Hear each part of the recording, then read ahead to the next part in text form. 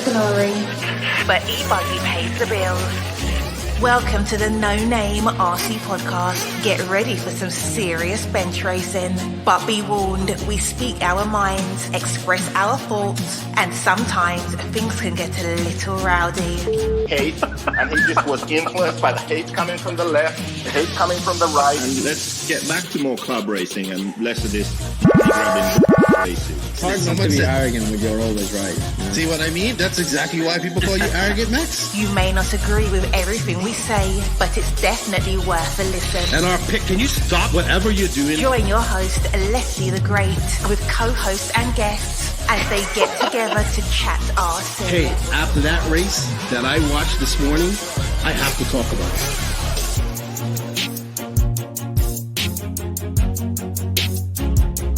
There we go. $100 right here, $100 throw. Oh no! I like this.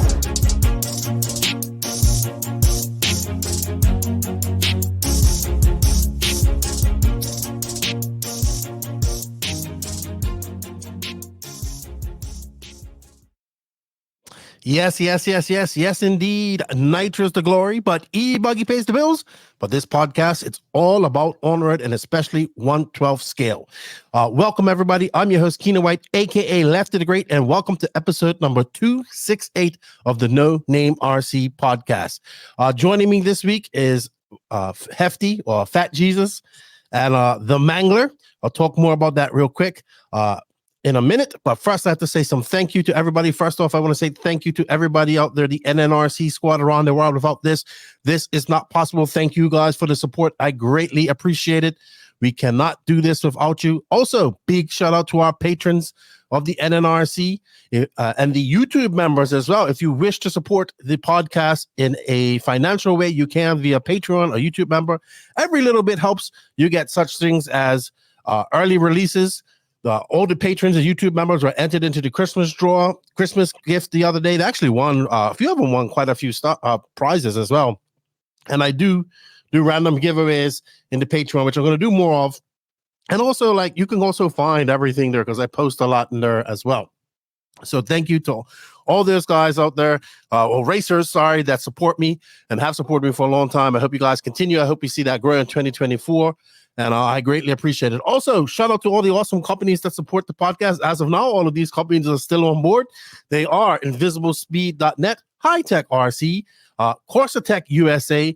CourseTech USA was Sampadal USA. It's now CourseTech USA. Thank you, Hefty. Sidewinder Fuel, Hot Race Tires, Mayako, Beach RC, Techno RC, Clinic RC, Donovan RC, Ignite Design RC, Stacked RC, RaceCraft USA. Shout out to the Florida RC Championships as well as WRCE, the Elite RC Productions, House of RC, RCGP. Shout out to our drivers, David Ronafog, Robert Battier, Alexander HagBerg, and Maddie G. Chibo doesn't race anymore, so he can't be one of our drivers. So unfortunate for that. But yes, we're going to add some drivers this year. I don't know who we're going to add. So we're going to add some drivers to be honorary NNRC drivers and get signed a contract for $1 million unicorn dollars. All right, everybody, it's 2024. This is the second podcast, should be the second podcast of 2024. I'm actually recording this the Tuesday before I get on the road to go to Beast of the East morning as well. And there will be a podcast with Max coming up, which will be episode 267. That will come out with RC news and all this stuff. But I sat down just after Christmas with these guys. I will give you a disclaimer and warning now. This podcast is not PG, it's not PC, and it's not censored. So I joined up with Hefty and the Mangler. So if you guys have seen the podcast before, you know Hefty's been on a few times. He is the Awesomatics USA guy, Sampadal USA, all those guys, big on-road racer. And he has a podcast called Track Rats. Now, Track Rats is him and his buddy, the Mangler, right? And these guys don't give a flying boop about anything. They say what's on their mind. They don't have sponsors. They just want to talk about RC. If you're into ONROAD, you kind of watch this and whatnot. And you know what? They are the same exact way at the track. In fact, these were the guys when I was doing a live walkabout at the 12 Scale Worlds. They let numerous F-bombs go when we went in and was interviewing them. But that's fine. So they come on this podcast. It was a blast. I got to know a little bit more about the Mangler. and Hefty. It was these guys are fun. We geeked out on 12 scale. We're gonna probably have them on some more. Definitely have them on after the snowboards to do a recap. And it was just fun. But I do warn you, if you've got little kids, you don't want them to hear some foul language, then probably should not listen to this. Because they, like I said, they don't care. They make jokes. They're uncensored. They ain't PC and they aren't PG. But I do want to thank them for coming on and spending some time. I really had a good time recording with them, delving into the world of ONROAD. Also, Hefty also introduced me to a lot of people at the 12 scale worlds, and it was good to get a part of that world. As you guys know, I became a fan of ONROAD. Hopefully, I get to some more ONROAD events this year. We'll see how that goes. And by the time you listen to this podcast, I'm probably on my way to SIC, or I am at SIC. I am going to try and do some live shows from SIC, maybe also from Beast to the East. If I haven't done it already, we shall see. So like I said, just pre-recording this so you guys have some content. And I also pre-recorded this. This happened just after Christmas, before any silly season news. It's just a 2-hour interview chat with these guys about ONROAD. I hope you guys enjoy it. I enjoyed it, and thank you. I kind of didn't want to put any sponsors or anything in this because, you know, these guys get pretty wild. But, you know, this is brought to you by Techno RC, of course, Beach RC, Race Tech Engines, and everybody else out there that supports us. We greatly appreciate it. High Tech RC. And yeah, let's go on because, you know, our main sponsor is Invisible Speed, and they do have something going on. So let's do that. And we'll talk about Invisible Speed. And yeah, if you guys want to, there's affiliate links in the written description below for all of these for Invisible Speed, but there's coupon codes and for some of these companies. I know NNRC you save 10%. If you don't, I should have said this in my sponsor thing, but I messed up. But if you don't, you know, just say, hey, I heard about this on the No Name RC podcast from Lefty. I greatly appreciate it. It helps us out a lot. But right now, this interview is brought to you by Invisible Speed. Stop scrolling, you nerd. Learn something new with Invisible Speed. Are you the driver of this car? Yes, sir. Why? You just won a free alignment. I had my car touched by JQ, and now I don't feel safe. I can say that he did improve his time 10 seconds and his best lap. Last question, would you recommend the Invisible Speed course? Yeah, for sure. Spend your money. Good spend.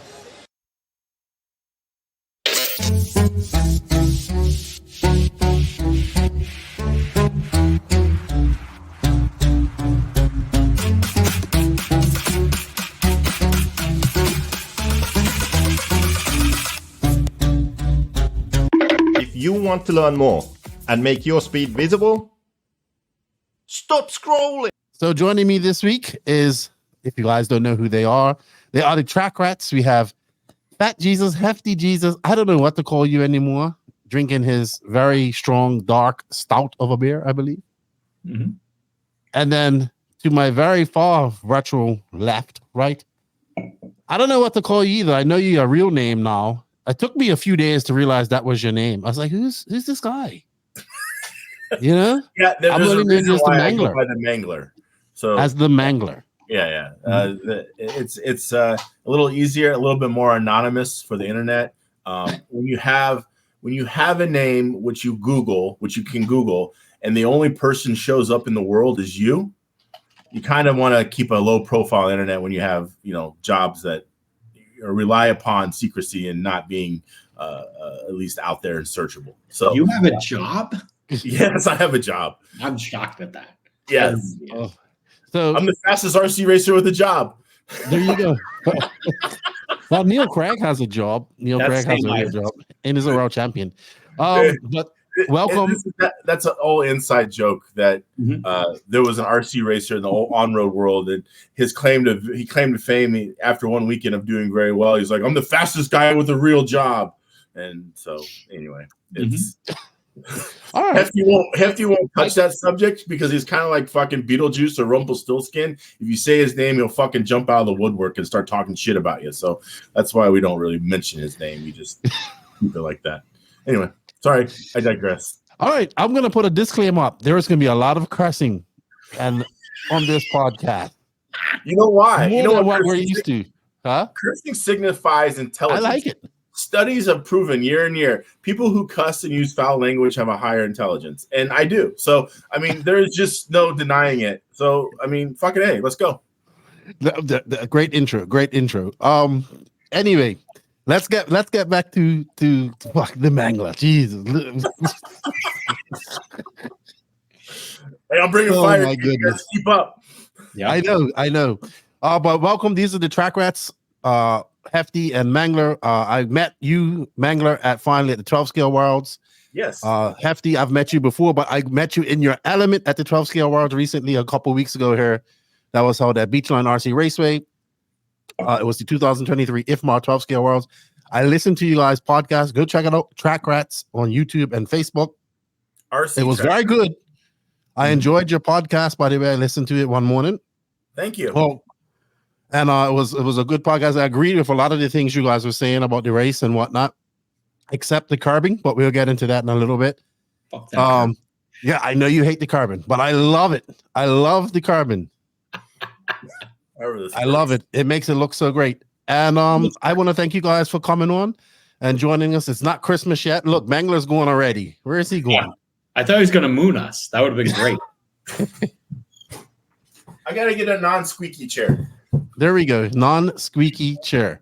Yeah, because the other chair squeaks and it sounds like shit on your podcast. I don't know. I mean, we ruin ours enough just by us talking. I don't want to ruin yours by a squeaky chair. So yeah. I appreciate that. But thank you guys for joining me. So I showed up there on the Tuesday. No, we showed up there Monday because we came right from a race. I went straight down there, and I got to see you, Hefty, in your pure element. Like, this is you. I met you at you came to DNC. You was a little bit like, you was walking around. You was a bit amazed. I don't know if you was like, this is insane or whatever, but that's off-road racing. But as soon as I get to see you at Beachline, you like introduced me to all the Awesomatics guys, which I appreciated, which I thought was great. And then you start immediately heckling all the X-ray guys. And I'm like, what the fuck? I don't think that's true. I don't think I would do such things like that. Yeah. I'm going to be like, I wouldn't say the exact words was like, hey, this is war. I said, oh, mental, you're playing mind games already. He was literally heckling the X-ray guys. Yeah, it's war. It was worlds, so it was war. It was war. Sadly, the Schumacher guy, was the one who won. But I know they were the quiet ones over there in the corner. Yeah, they knew to not be over by the riffraff on our side of the track. Well, which is funny because that's where they were for the off-road race over in that corner. Yeah, whoever's the primary sponsor of the event gets that area, and so they were. For the off-road race, Schumacher was the big sponsor. For this race, it was Awesomatics. Okay. But you got that. You got prime real estate too. You was pretty decent where you guys were, except that, you had to sit on a stool for the entire week. I was fine with that. All right. That was horrible. That was the worst thing ever. That's why I have my own chair there, because I refuse to sit on one of those stools, especially for a week. I mean, I can imagine. Not built for fucking stools. Neither am I. And most chairs have a capacity of maybe 4 to 5 months before they're broken and destroyed. So it's really an issue that look, I'm a bigger gentleman, and the chairs, stools, we need to be robust and willing to accept the challenge, and most are not. Accept the challenge. I know how you feel. I have a big hefty chair myself that we travel around with. It's built for hefty guys like myself. Yeah, exactly. But 5 minutes at the track, Hefty's heckling X-ray. I'm like, what have I got myself involved in her? This is like RC nerds going wild, but it was fun. RC nerds going wild. Were we taking off clothes and standing on tables? I don't know. I just know that I was shocked at Hefty. I was like, I didn't know you was this crazy. And then I think the thing is, Lefty, is that we are not quite as reserved as most people think we are. I mean, yes, we are like the Formula One of RC racing, but we're not reserved like the off-road guys. And off-road guys, they have like they actually have money on the line, and it means things to them. Where oh, we got to keep our team or whatever, and this and that, and they're a little bit more staunchy than the on-road crowd. The on-road crowd, we're just there to have a good time, And I think that's what a lot of it comes down to. Letting F-bombs go right on the live as we walk around doing our pit live. I was like, yeah, I mean, I was like, what am I supposed to do now? It was like 1 F-bomb, 2 F-bombs, 3 F-bombs, fuck. I was just like, well. You should have joined in, bro. I mean, I said, we ain't pit walking over there no more. No. But I loved it. Whenever I have to give up driving because my driving, like whenever the Mangler starts beating me on the regular, which hasn't happened yet, but whenever that happens, I'll give up driving. And then I'll probably try to get into the sort of, either race announce or media side of the house too. And it's going to be bad, but it'll be great. It'll be entertaining. That's for sure. Yeah. Well, I guess I want to start. Obviously, Hefty, you've been on the podcast before. Mangler, you've been around for a long time. Like my buddy Gene knew you, and he was living he grew up in Indiana, in Minneapolis, I guess. And he was like, I think that guy used to come into my hobby shop back in the day. So you've been around for quite a long time. Tell us a little bit about yourself. Yeah, I mean, I'm how old are you when you're in the 5th grade? Well, I'm 45. Yeah, but when you're in the 5th grade, I don't do all that stuff. I grew up in a British system. I don't even know what 5th grade is. Probably like 6 + 5, let's say 10, 11. Okay. All right. So I've been probably doing this for around 37 years. Oh, wow. And so, yeah, I started in the 5th grade. Like most people, I had I wanted an RC car. And my dad's like, well, you have ones that are really nice and that you can put together. And I'm like, really? And he's like, yeah. And so we went to this hobby shop and I got a Hornet. It's my Hornet. And then when we were at the hobby shop, they're like, you can race these things over here, blah, blah, blah. This is all in Indianapolis. And we're like, okay. So we chucked it out. And kind of from there, I mean, really from the 5th grade, it's been the most serious hobby I've had, or other than, playing football collegiately and doing that, this has probably been the most serious thing that I've done, or long-lasting thing that I've done, is racing RC cars. And, there was some years that were down or this and that. But, for the most part, yeah, I've been around for 30-some years racing RC cars, mostly oval until about, I don't know, probably around 2010, 11, 12. Probably around 2012 is when I kind of started getting into the on-road scene and doing more on-road. I had won a lot of things in oval, a lot of races, and had a lot of success. And it just wasn't like, I just wanted something different and something new. And so around that time, I kind of switched over to on-road. I suck way worse at on-road than I did oval. But, hey, I'm having fun. And that's about it. But, yeah. So just to clarify, you were better at oval, right? Yeah. Okay. Oh, I won more. I know that. What sort of accolades, for folks who don't know, have you had within oval racing? I've won Roar National Champions, TQ'd Roar races, Snowbirds National Champion, Tour National Champion, BRL National Champion. There was a good string between like 2008 to 2011. I won a lot. I won like about everything, and at least at some point. And 2010 was probably my best year. I think I won every major oval race there was that year. So, but yeah, oval racing's fun, and it presents its own different set of challenges. But on road, I like, just as much, and it has its own set of challenges, and that's what I get out of RC racing. I get the self challenge. I mean, I don't necessarily do it to, yes, I want to beat Hefty, and but that's not really saying a lot in the end of the day. So, but yeah, I like the challenge that RC brings me personally, because if it wasn't this, it would be like golf or something where that, you can go out to the golf course and you can sit there and hit shitty shot after shitty shot after shitty shot. And then you hit one great one. And then like, all right, now you're all back in. Now you're all about golf again. And the RC race is like that. You have a bad weekend or a bad weekend and a bad weekend. And then you have one good weekend where you win everything. You're like, okay, now I'm back, and it's like, I can conquer the world again. But that's what I like most about the hobby sport. I've done basically everything there is to do in the hobby sport. I've worked in the industry. I've raced, I've sponsored, I've traveled. The Worlds for me this year was like my last bucket list item to do. And that was to race in a world championship. And that was your first Worlds ever? First Worlds ever. Okay. They don't really have Worlds for oval, considering it's a bunch of rednecks doing redneck shit. So, it is what it is. So, but it was my first Worlds, and I had a lot of fun. So I have a question about oval. Was you doing like the outdoor banked oval stuff or carpet oval when we talk about all this? If you ran in a left-hand turn, I did it. Okay. Yeah, it's I've done dirt oval, I've done carpet oval, I've done the old like the velodrome style ovals that you saw back in the day with the Reedy Radius. I did all that. My first A main at ever big event was at the Indianapolis Velodrome, probably 93, 4, whatever. And it was only 10 cars, and it was like what we call 27 turn stock back then. And, the field was like 60, 70 people deep just on that side. And on the stock side, that was. And yeah, I made my first major race A main at a velodrome, which is really not a lot of driving skill, but mostly just like this, right? Oh, it is that. I mean, the track is 1,100 feet, and one lap is 1,100 feet. So we were doing like in 4 minutes, we were doing like 18 laps. And did you go up to that track up in North Carolina called King? That it used to, yeah, I heard a lot about that. And Wiffle Ball or something like that, another oval track. Yeah, so I've been almost everywhere. So like in 92, that was my first national for Roar. And so 92 paved nats was at King, North Carolina.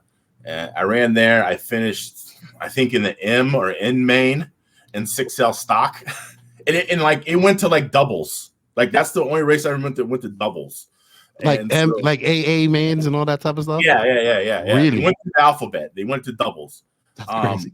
That was the race that I saw. It was pretty impressive that Joel Johnson, Kent Clausen, and Chris Dosick were running 12 scale mod oval, and like those guys were running like this, and this is when they were running 5 minutes. So they ran like this for about 4 minutes, and then it was Dosick and Johnson, and about 30 seconds to go, Dosick pulls it and almost laps the entire field in the last 30 seconds. What? We'll talk about some cheater ass batteries. Oh my god, it was impressive. And I've ran at Whip. So Mike Boylan, who runs the Snowbirds now, used to have a paved track here in the Tampa area. And so in the morning we ran at Whippoorwill, and that afternoon we went over to Tampa and ran at Mike Boylan's bank track when he had a bank track here in the Tampa area. So about the only track that I haven't raced on, or two major tracks I haven't raced on, would be Dominguez Hills, the velodrome out there, and then K&N. I never made it to K&N. Okay. And I've actually raced at K&N in Connecticut. Yeah. So, yeah, I've been. So how'd you meet this guy right here? How'd you meet Hefty? What year was it? We thought it was like 20. I think it's 2011 Snowbirds, because I was probably running a top touring car then. Right. Yeah, you were second year in search race. Yeah, and I have this. We have this big friend who looks like a Sasquatch. His name's Larry, and if you think either of us are savage, get Larry. Yeah, Larry's. Yeah. And so it helps that Larry's like 6'7". So you kind of, when you roll with him, like you feel like you're bulletproof, and that's not good. All right, I'm gonna say not good. Yeah, it was like 2011. So when we were at Snowbirds, they had I was working for BSR Racing Tires at the time, and so there was the BSR pits, and then on the other side, facing us, we were facing each other, was Larry and FJ and I don't know, a couple other people. And like they first got there, and my friend Dusty Kemp, who does a lot of the artwork for Snowbirds and other RC manufacturers, he was sitting next to me, and they were like, "Sorry, we're gonna get a little rowdy around here." And he and I were like, "They don't know us." And like we can get just as rowdy and play in the dirt too. And so it was kind of just like oh, you're cool. Yeah. And so when we met him, he had mutton chops that were like down to here. So it's basically like, take my beard, cut this part off. And that was how his hair was, but it was like huge. It was they were real thick and long, and like you could twist them on the bottom when they got it was at the time my ex-wife hated it, so that's probably why I had them. But yeah, it was one of those things. I walked through a store and everybody's like, "Dude, those are awesome." Like every day. It was like, dude, those are so awesome. I wish I could grow chops like that. And then I had a good job, and now I don't have it. So. You know, in your track rats picture, or one of them that you have, I was like, you're standing on the Bermuda flag there. And I was like, well, who from Bermuda is doing these snowbirds? I don't think anybody. Yeah, they just hang all the flags. That's okay.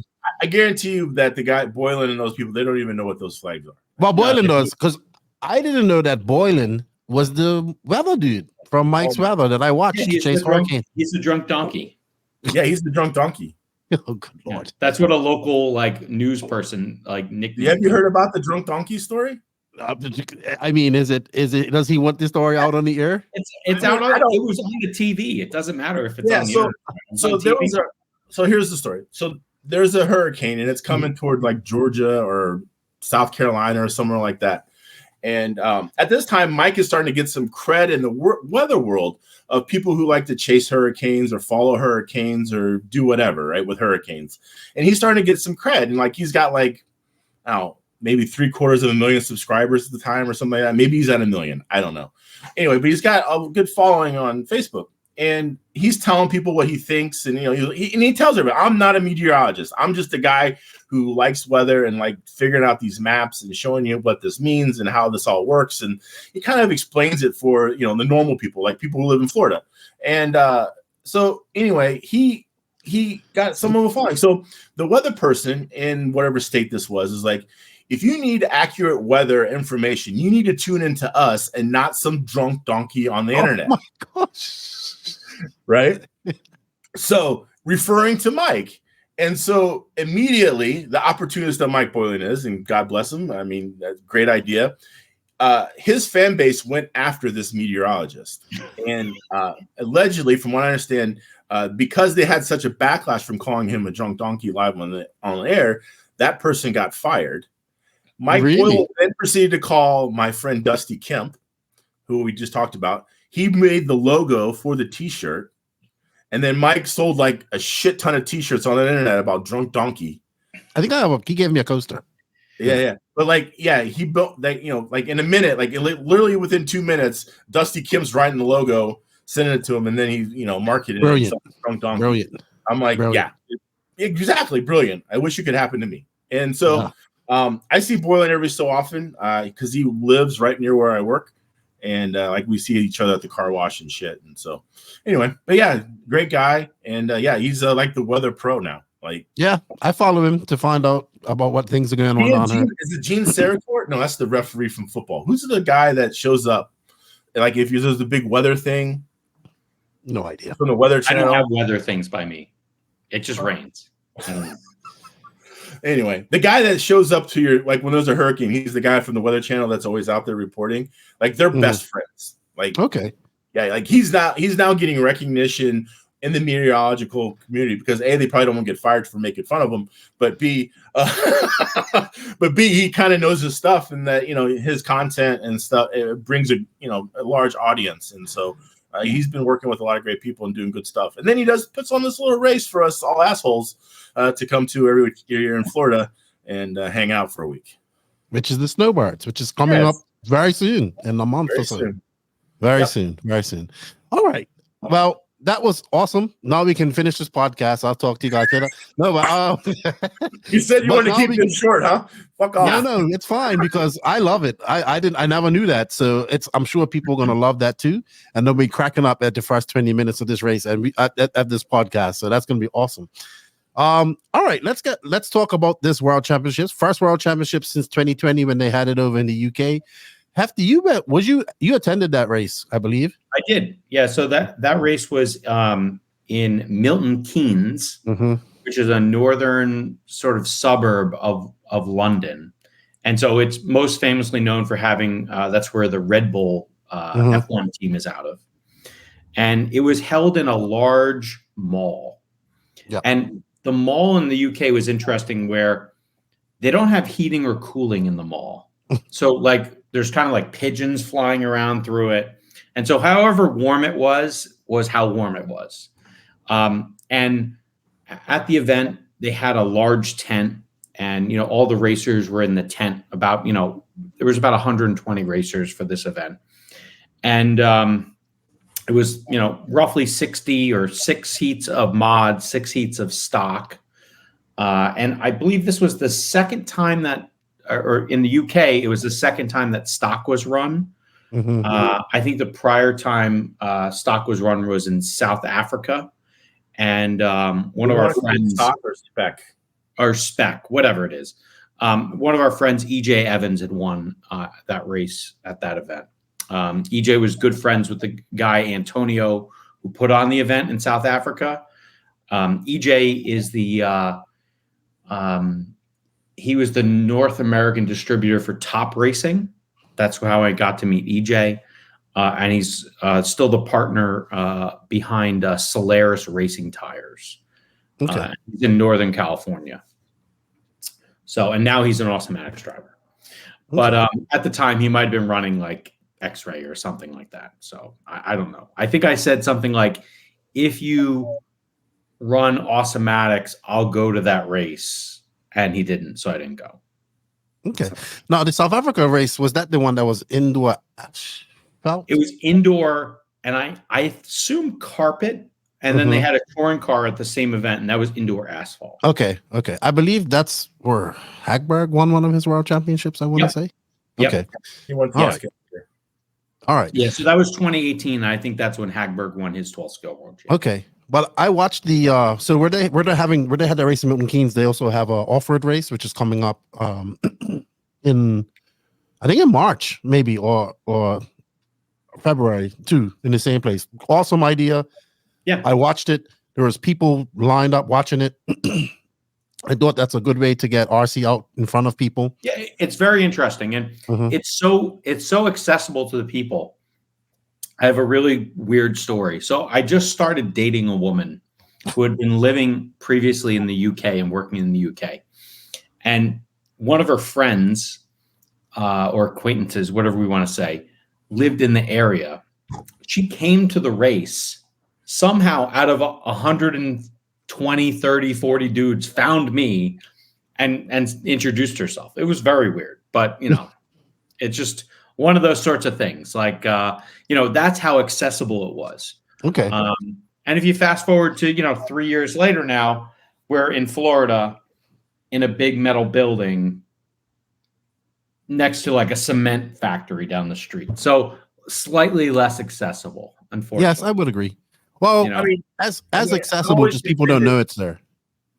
Yeah, I've always contended that porn and RC racing are kind of share the same accommodations. That they're both secluded in a dark area that no one really knows it's there, but the people who know, and that's where you go to get what you need to get.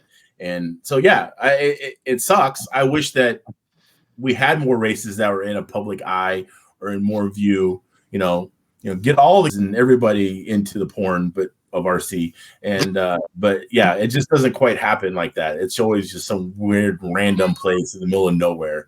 Nerds in the field, pretty much. Nerds in the field. From what I hear, it might be nerds in a field in Shanghai in 2 years. So we'll see. That'd be interesting. So is it really a field, or is it going to be like a rice paddy? Oh wow. Well, no, I mean that's what they don't have fields there. They have rice fields. I think they have fields, bro. I think they have fields. They play football and stuff like that. Yeah. All right. All right.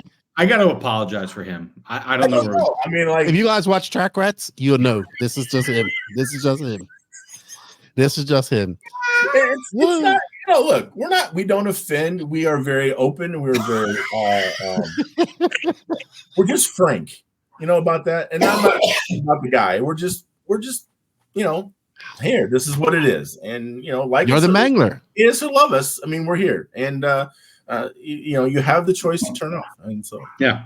And I'm not saying do that now because Hefty needs the money. I mean, that's all. Oh wow, that's not right. So get these used up. So going back to 2020, and that was my second Worlds, but the first ever full scale Worlds that I went to. It was interesting. Basically, and sadly, nothing changed. But I knew what I was getting myself into. When we were at the event, I felt like in 2020, we were constantly just rushed, humping and jumping, just doing whatever you could to get your car ready for the next round. And that year we had 12 heats. This year we had 9 heats. So honestly, it was like almost worse than then. It's just that I felt slightly more prepared because I knew what was going to happen. The other thing was based upon the fact that we were released on the same carpet that I've been racing on for the last few years, although it's changed, every track you go to, there's a different version or there's more grip or less grip, whatever it is. In general, I thought I knew what I would basically be doing with the car. And we had such a big team of people there in 2023 with the Awesomatics car. It was, I'm not going to say it was easy, but it was a lot less difficult than it was when I went in 2020, and I was running a Roche car then. And that was actually the race where the Awesomatics car debuted, and some of my Roche drivers ran the Awesomatics car instead.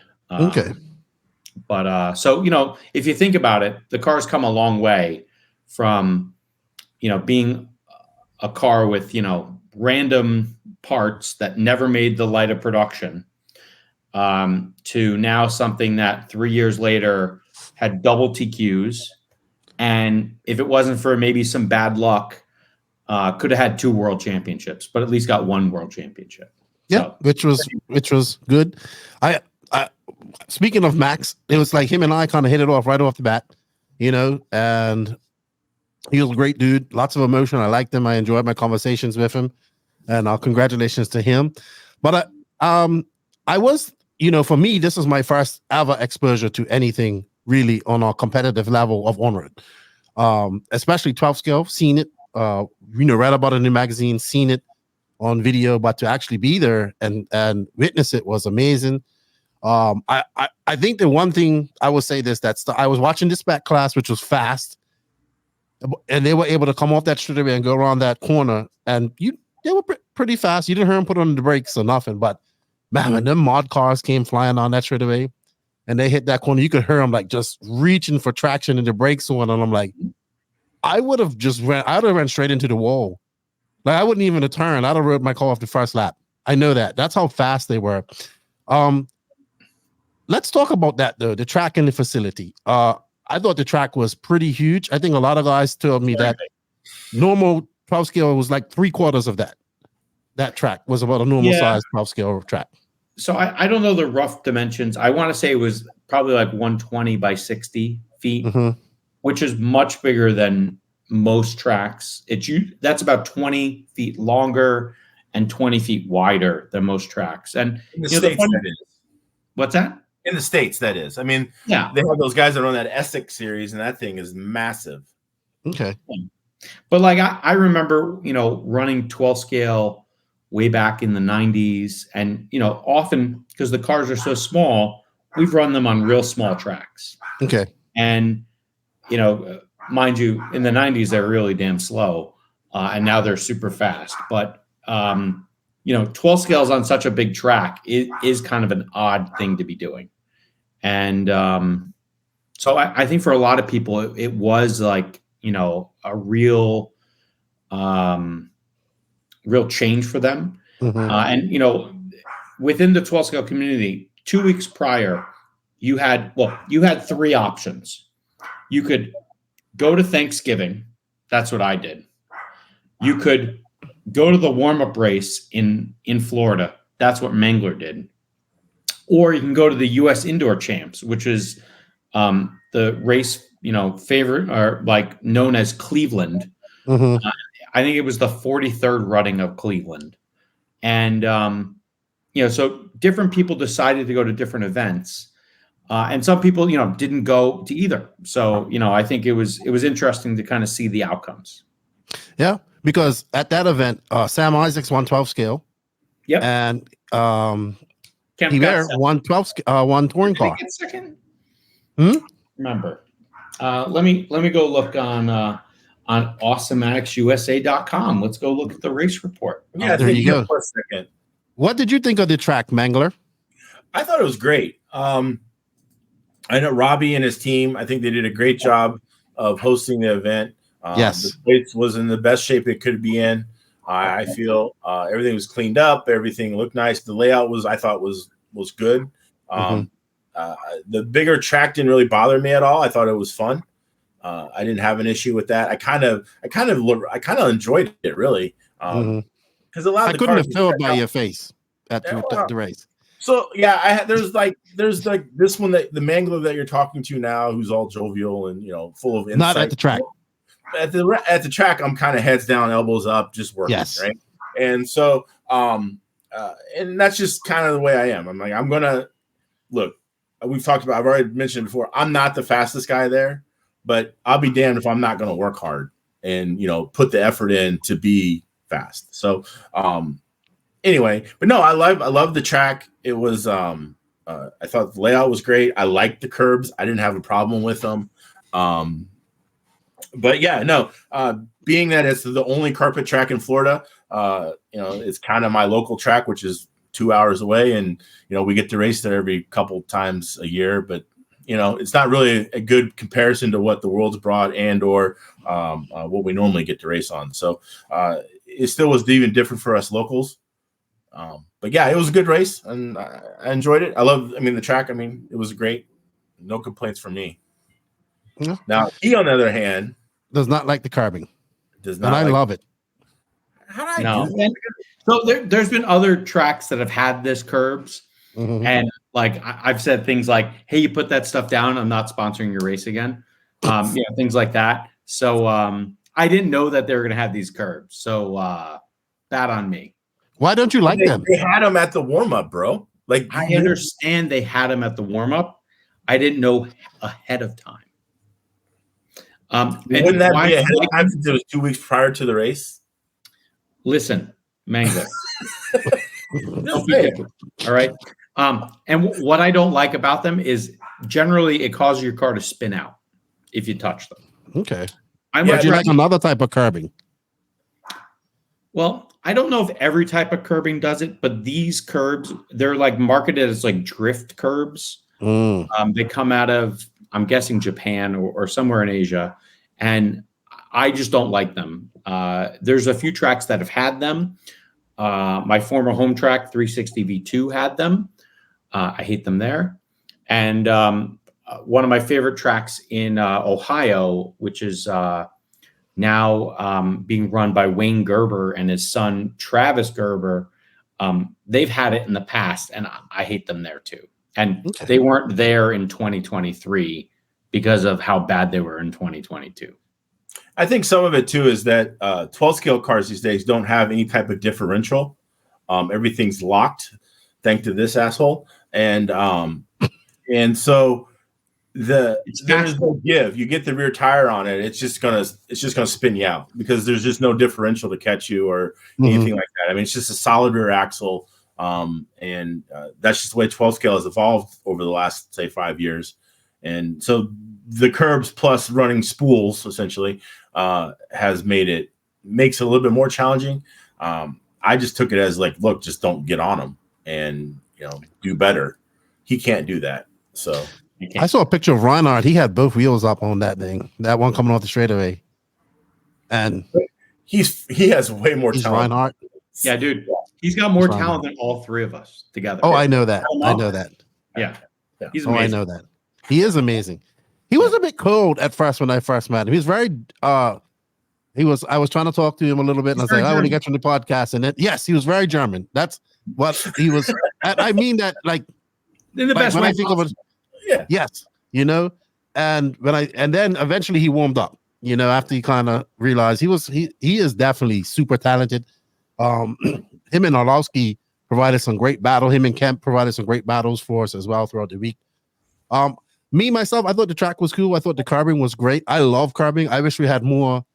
I'm a big proponent of concrete carbing in off-road tracks, but we're talking about off-road, right? And I think it makes the track better. Just like a pen spring for suspension. I know that. Yeah. I know that. Yeah, you guys got 20 millimeters of travel. Yeah, I'm fine with that. I think it makes for better racing. I thought it made the track look better. So you don't want any type of carbing, but I did see you like some 3D carbing, 3D printed carbing. I like some curbing. It's more about what happens when you drive over it. Right. That's all. Okay. All right. Back in the day, I used to have my own track back when I used to live in Cincinnati. And at the time, Losi had these little dots that they would make. And they weren't very tall. And if you use enough Velcro, they wouldn't move around. And you could just Velcro them to the track. And those things were amazing. You could drive a 12 scale over them. When you drove a touring car over, it sounded like you hit the rumble strips on a highway, but they didn't do anything weird. They were great. And obviously you can't get them anymore because Losi doesn't make anything good anymore.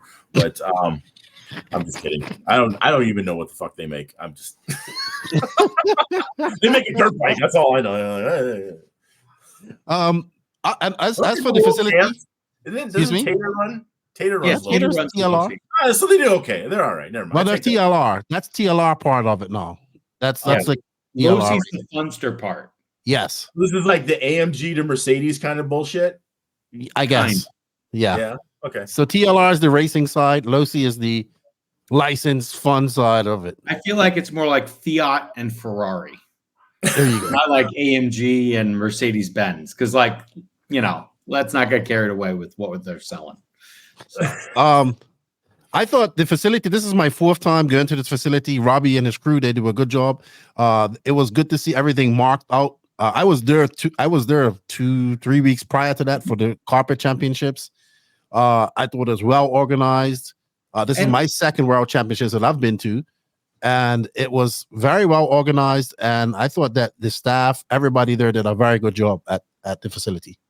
Like, I don't know how long Robbie's been in this game for. Very long time. Robbie, when I met Robbie, he was the running Superior Hobbies and was the distributor for Corrali. And in the middle or beginning of 2000, like the team, the car company was Corrali in On-Road. And then X-Ray showed up and things changed, and then other people showed up and things changed. But so he's an OG. He's been doing this for a long time. Another guy in his team, TJ Bradley, he's been at this for a long time. And so, so he has a good collection of people that have a lot of experience and along with some new blood, which is also needed because like Danny Chavez, he's the guy between the Florida carpet, like he's probably one of the main guys behind the Florida Carpet Championships. He works with Robbie. Then you have Ramos, who does the track builds. And then the other volunteers that they have working there, they have a great club racing scene. It's a great facility. It's a great track. And I've enjoyed all my visits there. I enjoyed racing there a few weeks ago as well in 21.5. So it's an awesome place to go to and race. And 21.5. I forgot to follow up with that. I saw that you were racing. I finished 2nd in the B main, I think. Nice. No, I wanted to make the A main, but the guys were fast. Yeah, I get it. I mean, and it's like I think that you're more of, and this is just me looking in from the outside, I think you're more of a hobbyist. You don't necessarily haven't done a ton of racing. I used to race a lot.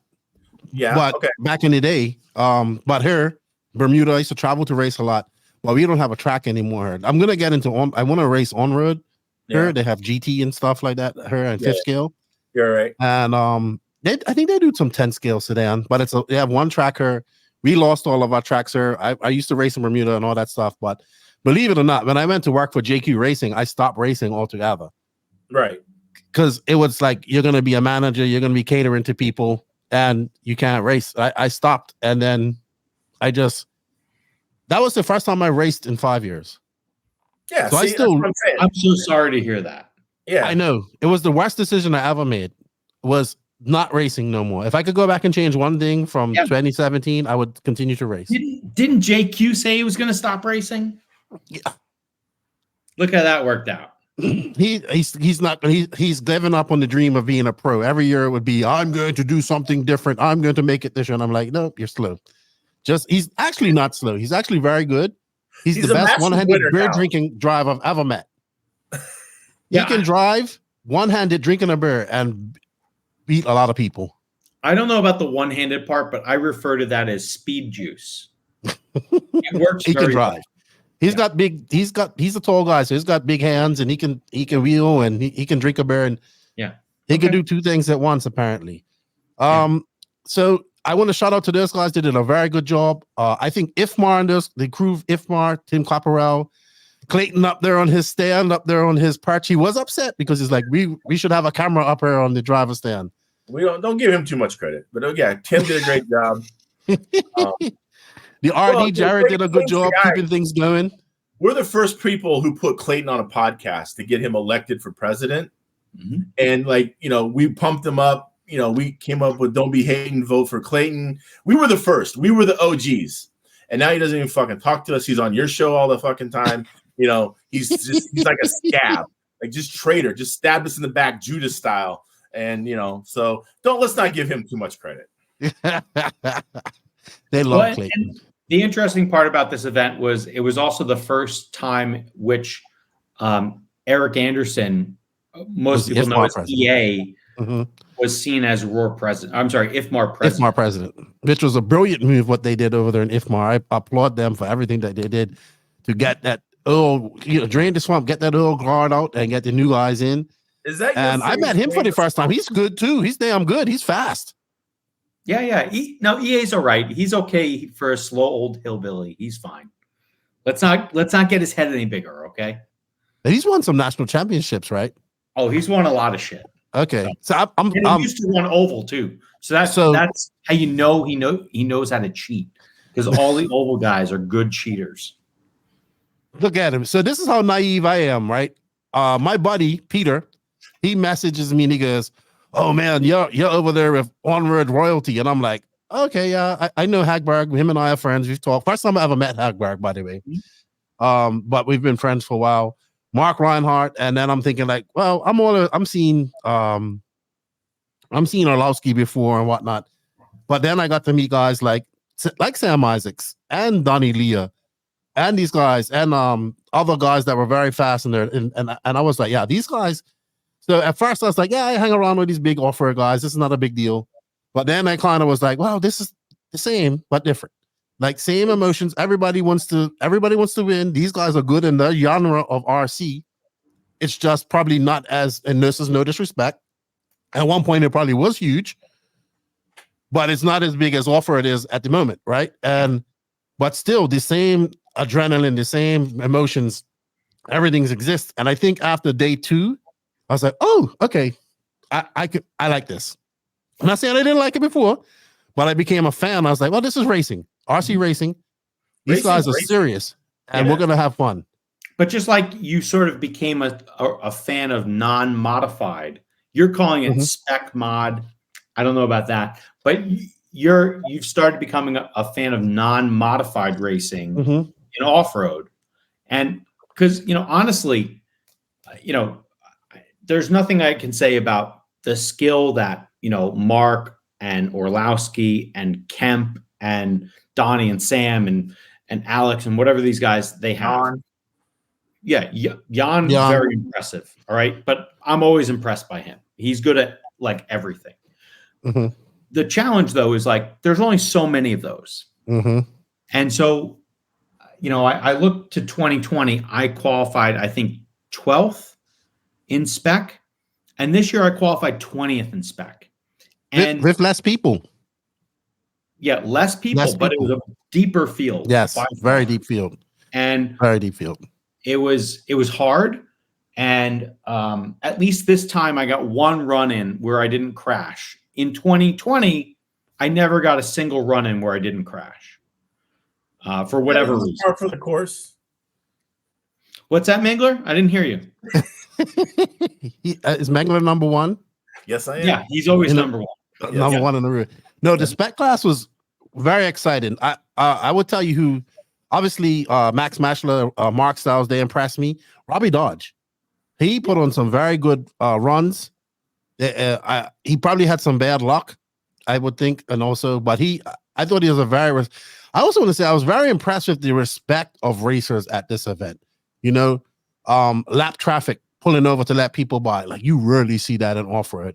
Or even in ONROAD where you saw like he knew like Styles and Mashler was faster. Instead of holding them up during qualifying, I see like a guy like Robbie Dodge pull over and let him go by, without losing too much time to go by. In off-road, I don't know if it's just the way the track is. It's hard to do stuff like that.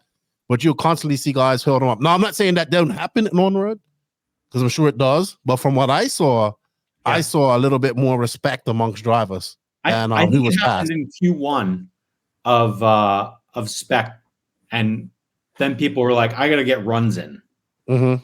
So things do happen. Yes. Yeah, but I agree with that. It was I think the racing on the whole and the respect level was there. And I think some of that has to do with just the type of racing. So like in off-road, you guys are flying through the air and jumping in ruts and bumps. And so the control of the car, even though maybe the intentions, now I've seen some terrific peels by some pro dudes, like just running through other motherfuckers. But it in a whole, I think that, you're flying through the air, you're trying to take jumps in a certain way, and you got bumps and this and that. And so, and the grip necessary, you're running on dirt half the time. So the grip necessarily isn't quite as high as, even though they call it high grip clay or whatever, it's still not what we're running on. And so I think that we have a little bit more control, and not to say that we're better drivers or anything like that. We just have more control of the vehicle. So those things can, and more obvious to see. There was some close calls though. Oh yeah, there were some points I was like, I don't know how that guy made it through there without taking out. It was just amazing skill on a lot of levels there to see people doing that. Before we get into spec, I wanted to talk about practice because I heard you guys talking about this and there. Now I come from off-road where you get very little practice compared to what you guys get. I would agree that this is what I thought they should have done. Instead of having 8-minute practice sessions, they should have had 3 5-minute practice sessions per day. Really, you get 8 minutes. On the first day you had 2 that were 4-minute, and then 2 that were 8, and then 2 that were 8-minute. Okay.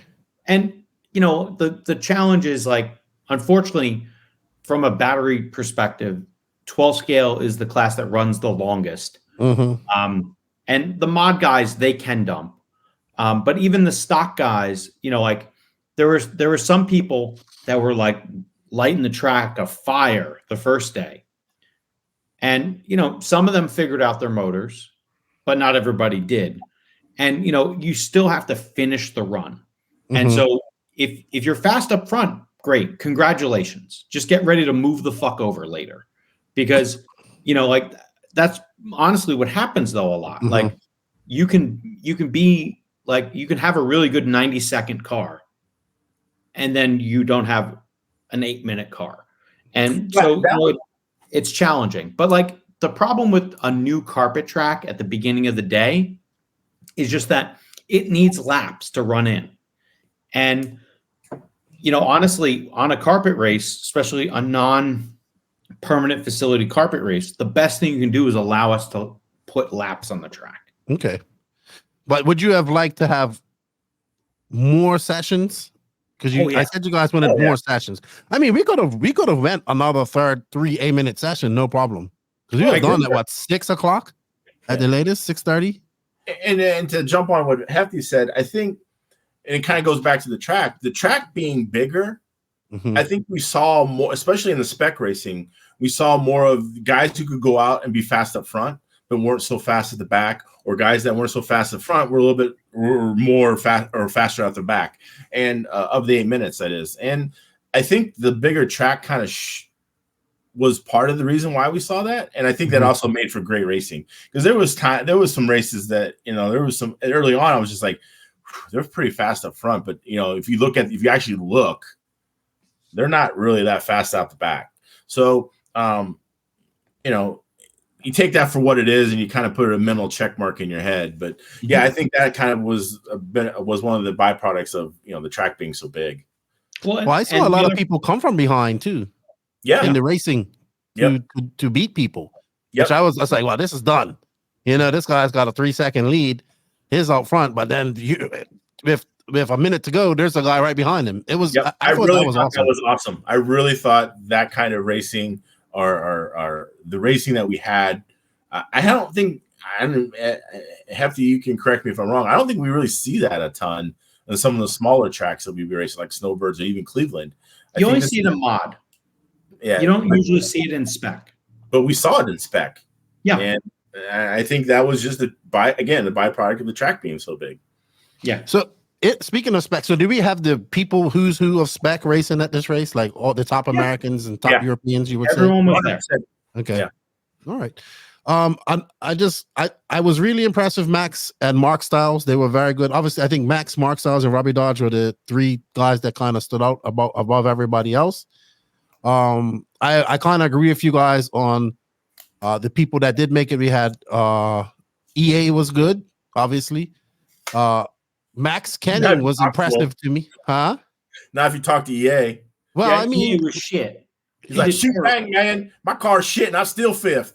Yeah, I heard him say that to you guys. I would tell you who impressed me too was Max Kenning, who actually started in 10th. And I remember him saying, I don't know how good I'm going to do in 10th, coming from the back, but he actually ended up getting like a fourth. And I think he finished 4th overall. So I thought that was a great result for him from coming from 10th in the back of the pack, which is a testament to how you could come from the back of the pack on this race and still at this track and still do well. But definitely the battles between Mark Styles and Mashler in qualifying was very good. Then we saw in the mains, it was hit that, Mashler went A1, then Styles went A2 after Mashler made some mistakes. And then A3 kind of Mashler walked away with it, but we had a good battle between Dodge and Mark Styles. By the way, Mark Styles and I got in a big argument one time on Facebook about Lewis Hamilton and stuff like that. Yeah, a couple years ago. You know who butters his bread, right? Yes, of course that. But I was like, let's get Lewis Hamilton to a racetrack, and let's get him to interview. And it's like, I can barely get time. I didn't know he worked for Mercedes at that time. But it was nice to meet him. He was good. Like, I was highly impressed with his driving skills. I mean, he did better than his B main appearance in 2020 in mod in England. Yeah. So I think he likes spec. Go ahead. Well, I think some of it too, and he even admitted this. He said the track was very European. He felt, and that they're used to running on those. In the UK, they run on those curbs a lot. They're on a lot of their tracks, but not to say his car wasn't good, and he didn't. Yeah. He drove excellent. I mean, hats off to Mark. I mean, I thought he put a tremendous performance in. The funny part is, all the UK guys were like, "This is high grip," and all the US guys were like, "This is the worst grip ever." Yeah. So. It's just like a dichotomy of what your expectations are and then what you're getting. Well, I also talked to Mark too, and he's like the awesome, and he feels, and obviously he might be a little biased, and we are probably somewhat too, but he was like, the Awesome Maddox 12 scale is made for this carpet, like hands down. That's where this car excels. That it is hands down better on this carpet than probably everything else. And I know Arlowski won, mod. But overall, I think that I don't necessarily disagree with his opinion, but I also agree with it too. And that, look, the carpet in this car are a very good combination. Mm-hmm. Yeah. Mm-hmm. And I would say, the biggest disappointment was probably not having the spec champion from last year there and not racing. Andy. What was his name? Andy, the Schumacher guy. He was there. He was there, but he didn't race. Yeah, he was a mechanic. Yeah. And I talked to him. Andy Moore, he said that Schumacher didn't have the budget to send him, and that he came over as a mechanic, or they didn't have a budget to send a mechanic with him and whatnot. Which that's another thing I was surprised at, is that mechanics for these guys, right? Because I'm used to mechanics in RC in 8 scale nitro racing, because you got a pit and it is a lot of work, right? Not saying that 12 scale isn't, but guys have full on mechanics, like the gentleman that was helping out Max. John Rayfield. Yeah. Who taught me about tweak, and then I was watching Sam Isaacs with the pennies and all that type of stuff. So I was paying attention. But I think Mashler was really good. I love that he showed emotion, right? He came off there, he was crying, he was emotional, he was very happy. I think he enjoyed himself. He was on the road for a very long time, 5 weeks, he said he was on the road for. And I think he was rewarded, and I think he was the fastest guy all week and should have won that. Yeah. No doubt about it. He put a huge investment in. Like, EA had a race, and some of the UK guys came over. Like Ollie Payne came over for EA's warm-up race. This was at like end of August, early September. He had put down new carpet at his track, which is Apex Raceway in Murfreesboro, Tennessee. And so, like, a lot of people had put time and investment into this. And clearly, like the guys within Automatics and the guys in Schumacher, they spent a lot of time on this, and it paid off. Yeah, I mean, Absolutely. the thing when you talk about mechanics, I mean, Hefty just talked about how, like, we had 9 rounds and it was flying, and like we were moving through, and like, when you have that mechanic, you have an extra set of hands to catch things or do things. Both Mark Styles and Max both had mechanics, and I think it showed. And having now, and Sean Rayfield, I mean, dude's a national champion in the States. He could have easily been in the top 20, maybe even the top 10 at that race himself. And so he is definitely no slouch. And when you get somebody like that really knows the 812 and can do everything you need to do, I mean, it's a rest. I mean, I wish I could get Sean to work on my shit. I mean, that would be like, yes. But would I do much better? Why I was sitting at the end cap where Sean was. Keep an eye, huh? Yeah, I'll do like, hey, can you just check this real quick? Thanks. Oh, so you're fucking cheating. I see how it is. I'm not cheating. I was leveraging the team. There you go. There you go. How about you guys racing? So FJ, you won over Mangler her.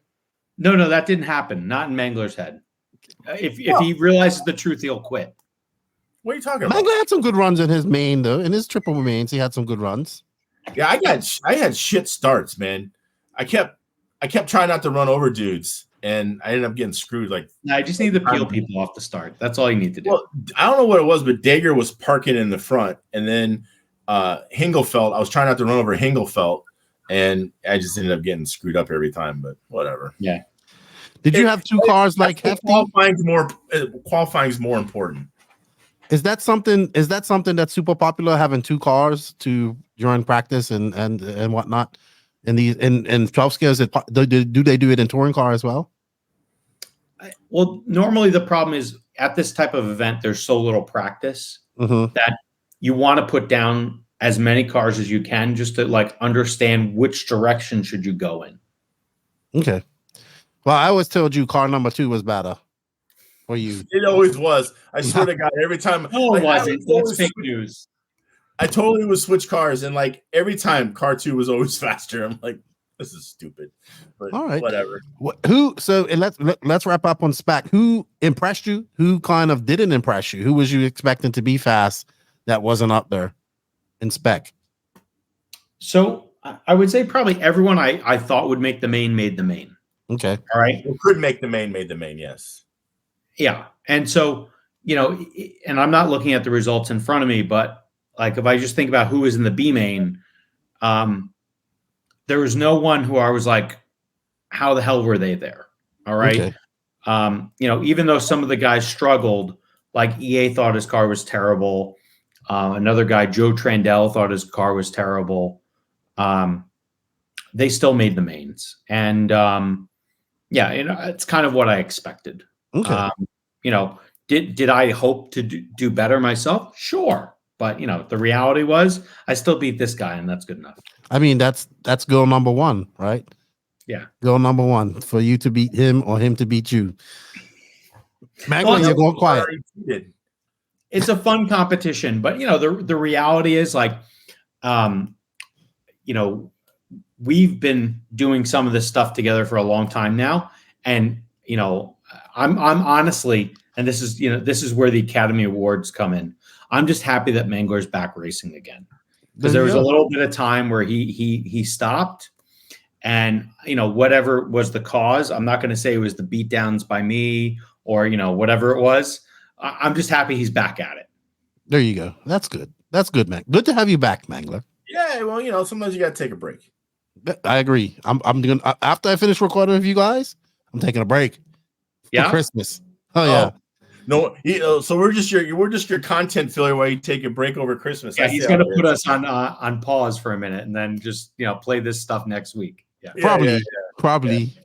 No, it'll probably come up next week. But here's a podcast for you that I recorded 3 weeks ago. I think this, but we do it. That's what I do. I do pre-record stuff. It's God's giving me shit. I'm gonna have you guys back on. I think people's gonna love you guys. We're definitely gonna have to have you back on. All right, let's go to Mod. I just have to say, fuck me, those cars are fast. I just can't get over how fast they are. Yeah. Very fast. correct me if you think I'm wrong, but honestly, probably in the world, if you could get every 12 scale person to run mod, right, that could do it, there's probably less than 30 people who could do it at the level that those guys that were in the top 5 or top 10 at the Worlds this year. Yeah, I would agree with that. I think it's literally probably some of the hardest form of RC racing there is. Now, I'm sure your 8 scale off-road buddies are going to be like, well, no, we run for a fucking hour and we jumping through airs. Like, yes, that is hard too. But I think that some of this is, I remember growing up, everyone was like, how do you get better at racing? Or how do you get better at driving? Or how do you get better at this? And everybody, inevitably, it was always go run 12 scale. Go run 12 scale. Dude, the stuff I saw what these guys do was happening in like a blink of an eye. Yeah. You know, I'm like, how did he not crash? And or this stuff, like it was definitely, I think somebody said this is the class where you're most in sync with your car, or the most raw feeling of being with your car. And I can agree with that.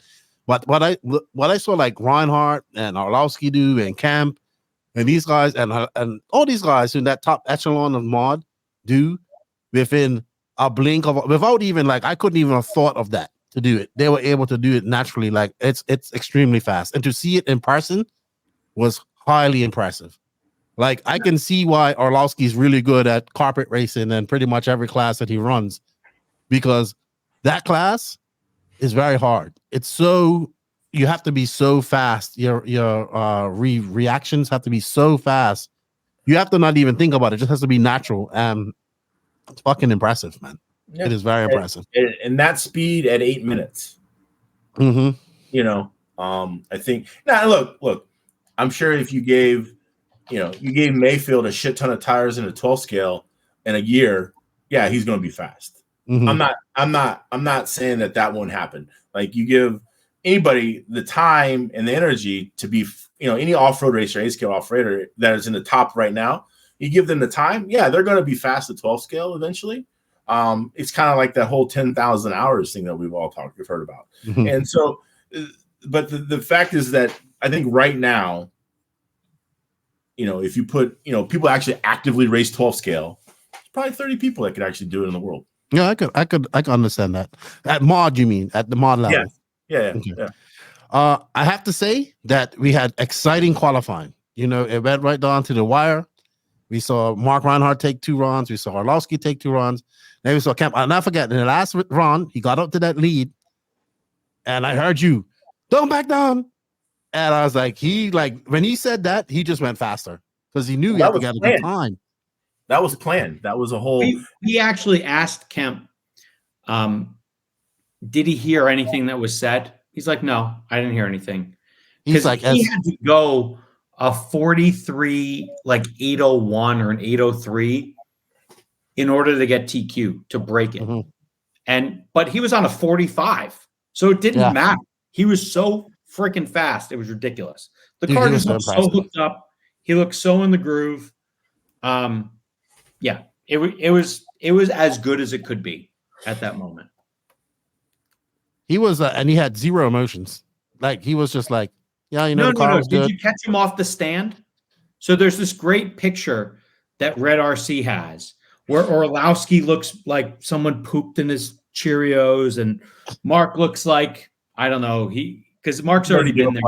So he's just like, hey, what am I having for dinner? And then you just see Kemp in the background between the two of them. He's sitting there. I saw that one. Kemp Anderson, go fuck yourself, smile. Yeah. He got that from his dad, I think. Okay. And yeah, it's pretty good.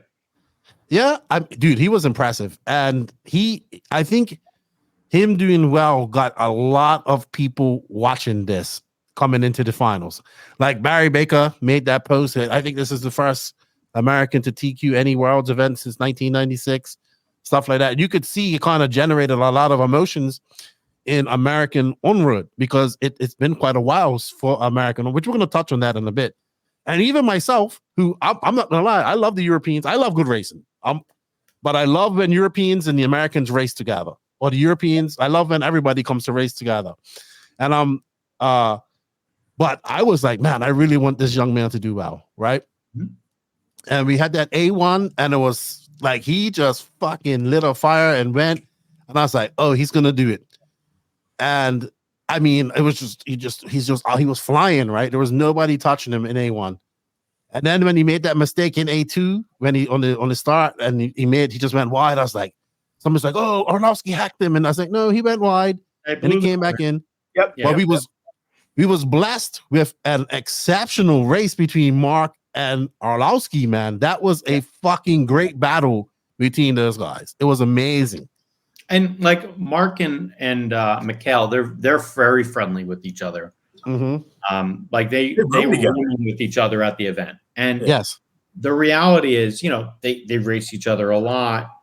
You know, I would say, you know, probably if one didn't win, they would want the other one to win, no matter like who the manufacturer might be. And just because a lot of mutual respect. Yes. But I can see that. You know, in general, like I thought, you know, there was many times where I was watching qualifying and watching the mains. And just so you know, like I was marshalling in the main because there's a weird thing where EA can't watch Kemp run his race. Tell me about that. Anyway, it's like there's just like he needs like a witch doctor or something to like, you know, get rid of whatever's going on with that. I think he watches the feed or watches scoring. He doesn't even watch the track. Yeah, right. He won't watch the track. Yeah, it's like you cut the head off a live chicken or something. I don't know. They gotta. Yeah. So like if you guys, you know, in the old, anyone who has an old country, if you have something to help EA so he can actually watch his kid and the kid doesn't destroy himself, then that'd be great. Yeah, so I was sitting there and like, you know, having to marshal, you know, extra races, but you know, it's fine, whatever. And, you know, so I got to see the racing as close as you can get. And there were definitely times where I was like, Mark should have passed this fool multiple times. Mm-hmm.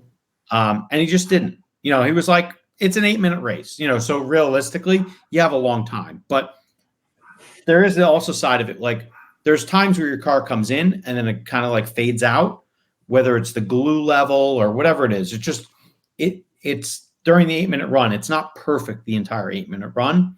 It often goes through variations where you're like, what's going on? And now you're in the groove, and then like maybe you're losing. And Hefty froze up. Yeah, this will buy an internet motherfucker. Like, dude is so cheap. I swear. This guy, he has the cheapest shit around. You would think that, you know, a person who lives in Seattle, Washington, and has, you know, huge income stream could have good internet. No, not this motherfucker. Dude, I can't blame the fact that I live across the country in Seattle. I don't know, man. I don't think it has nothing to do with it. Okay, so we're all right. We gotta get back on track. I'm trying to remember where you was before you froze. So what I'm saying, and he froze again. Momentarily got to Mr. Roboto over here. Usually it's me that freezes. So, yeah, that's fine. All right. What I was saying was, you know, there were times where I thought Mark could have put a pass on, and he would play the long game.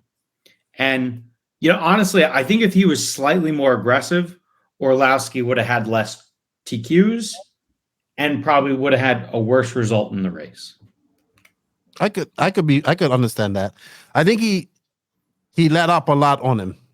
I would agree with that. It looked like that as well.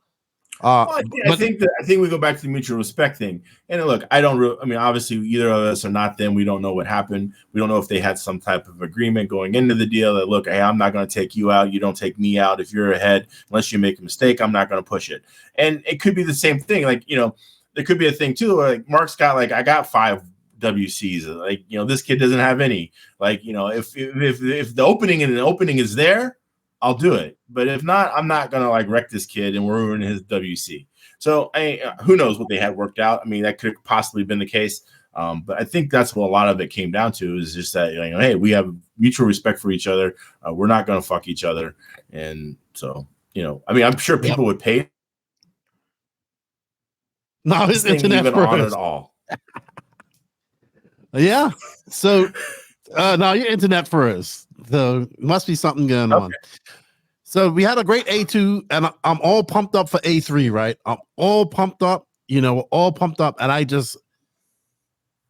was heartbroken for for you guys, for when that car did not go. At this point, I wanted America to win. I'm like, come on, America, let's go. Shit. And then when that car did not go, I'm saying when that car did not go, I was just like, what the fuck? Like in my voice, as a race fan, I was looking forward to this awesome A3, this battle to the wire that we was going to see between these three drivers.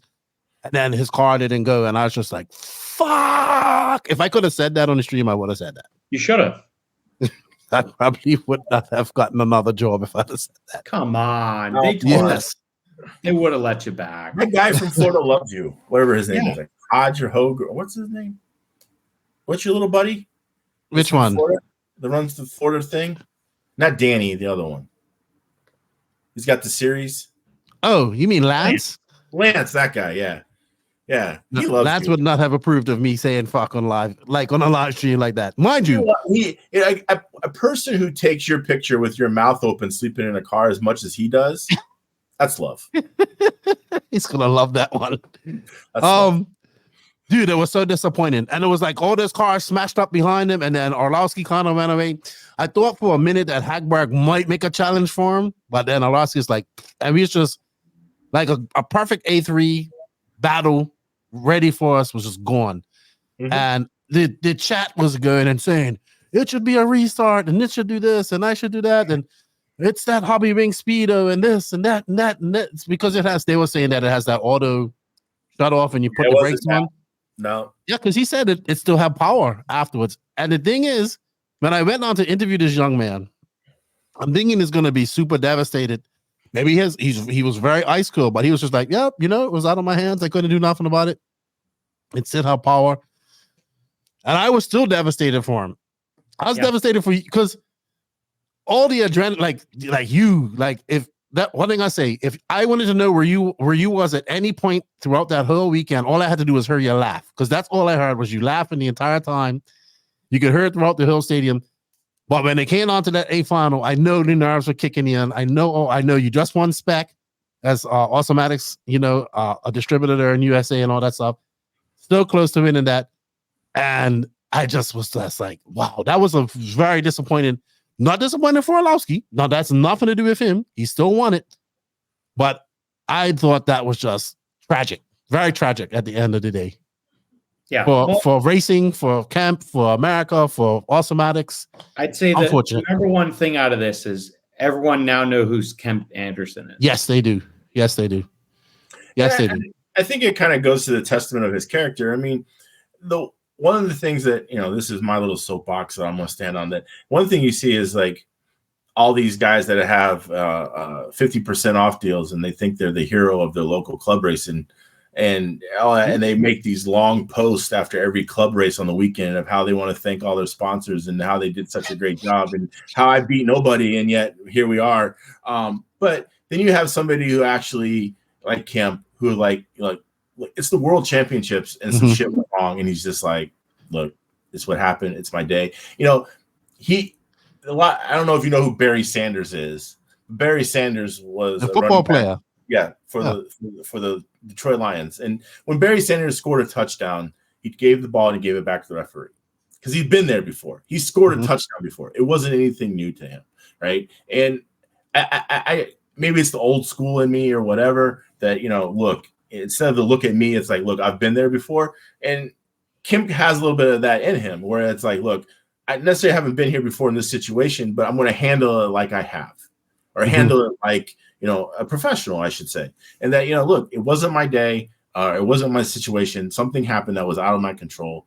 And I think that that's a large testament, not only EA, but Kemp and the whole family of his character. Absolutely. What he brings to RC racing.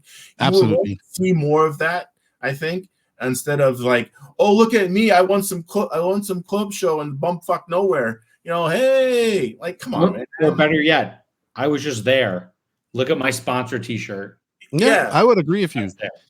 21 years old, very adult, very mature.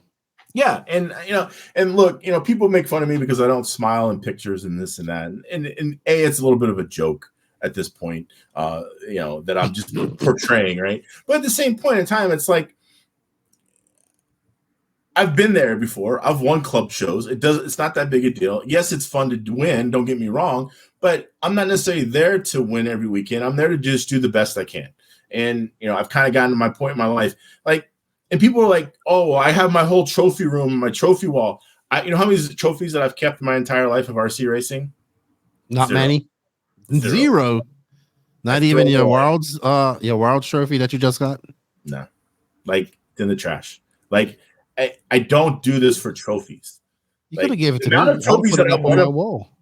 amount of trophies I've won in my lifetime between athletic events and RC racing, I could fill an entire 4,000 square foot house with. It doesn't. That's not why I do it. I do it for the competition and to just be around my friends, have a good time.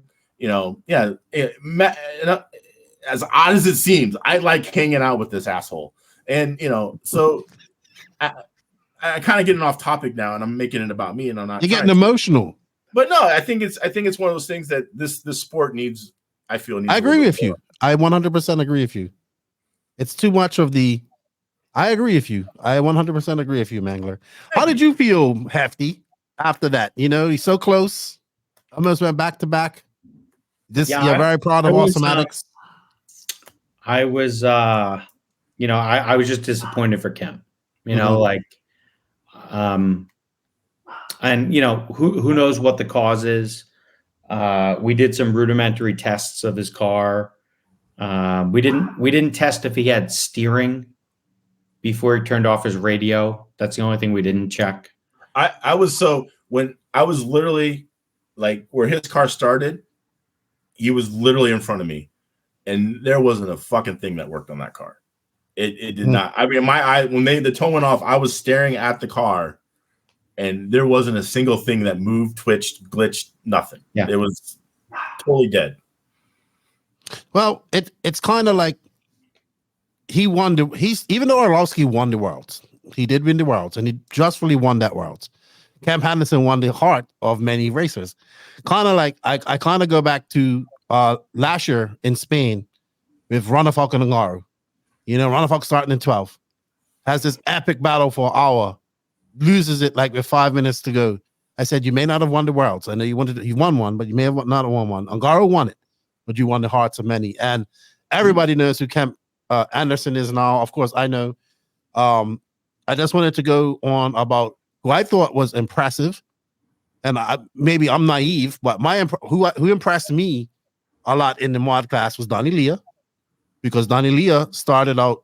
I've heard you talk about him. Obviously, Donnie Leah has the NYGP up there in New Rochelle. I was like, this guy's fast. I'm gonna be honest. I'm like, this guy's fast. But then I saw him progressively get better and have some good runs and do very well. Sam Isaac was very similar. I always heard his name when you talk about fast guys in America. Sam Isaac's very calm, collective dude. He figured it out as well and got faster as the week went on. Stuart Mason impressed me a lot. Kid came over from, he did a race, went back to school, did some finals, came back, and that's always good to see. Did very well. And I have to agree with you. HagBerg impressed me because he was very much off pace at the very beginning of that race. And I didn't want to bother him too much, but I went up and talked to him every time he had some time. He would talk to me. He was working on his cars, doing different things. And I like HagBerg because he's a true professional, right? I think he's a very true professional.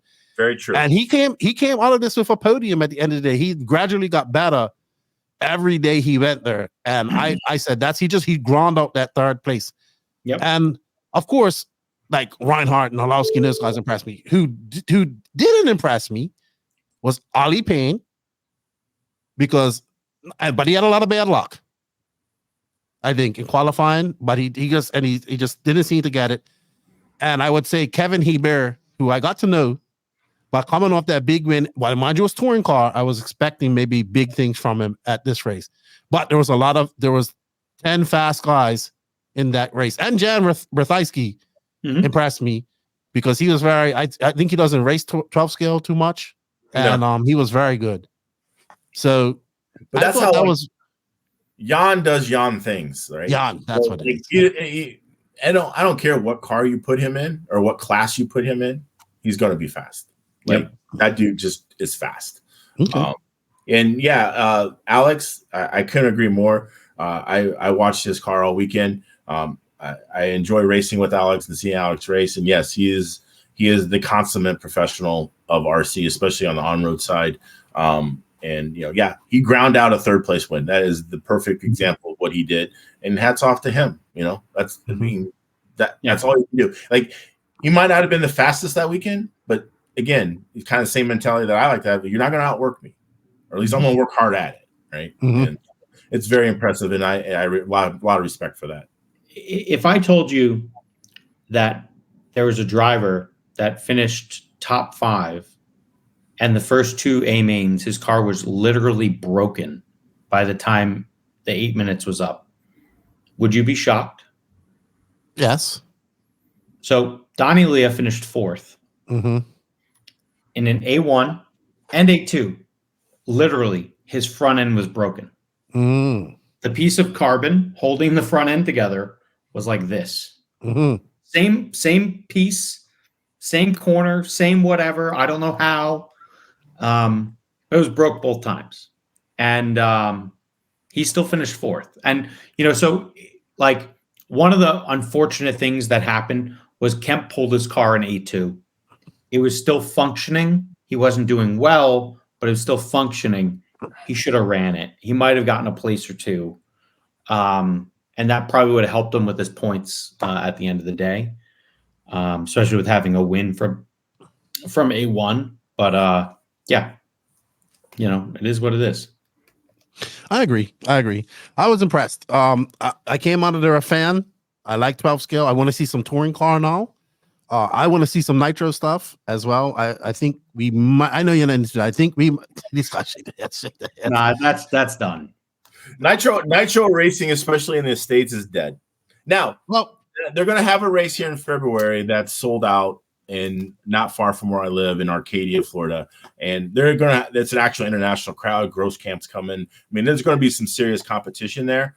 But I mean, in the grand scheme of things, nitro racing in the States is.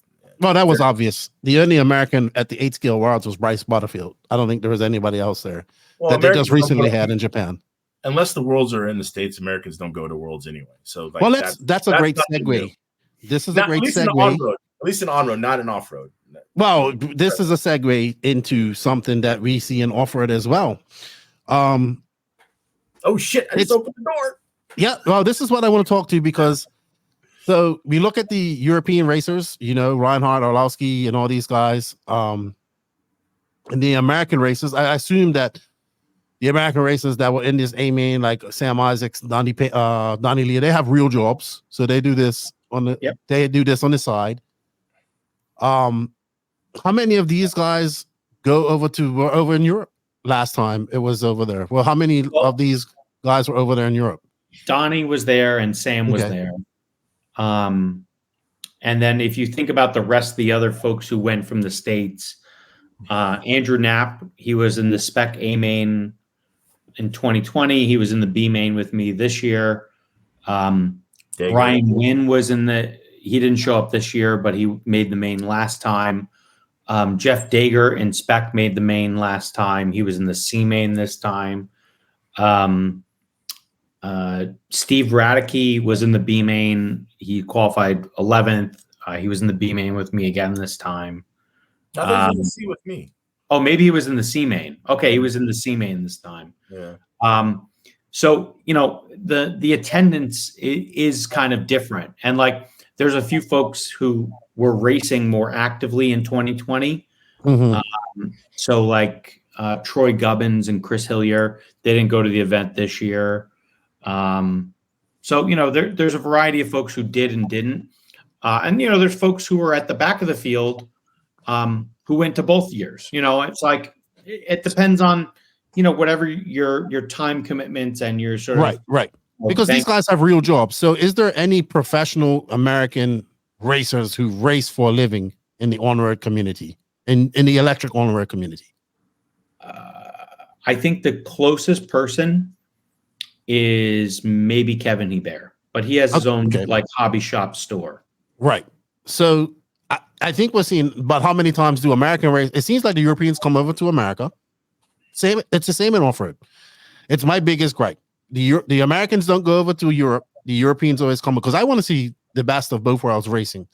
Right. Now, in off-road, mind you, we have way more professional guys that do this for a living than you do on the American side, as well as on the off-road and the European side.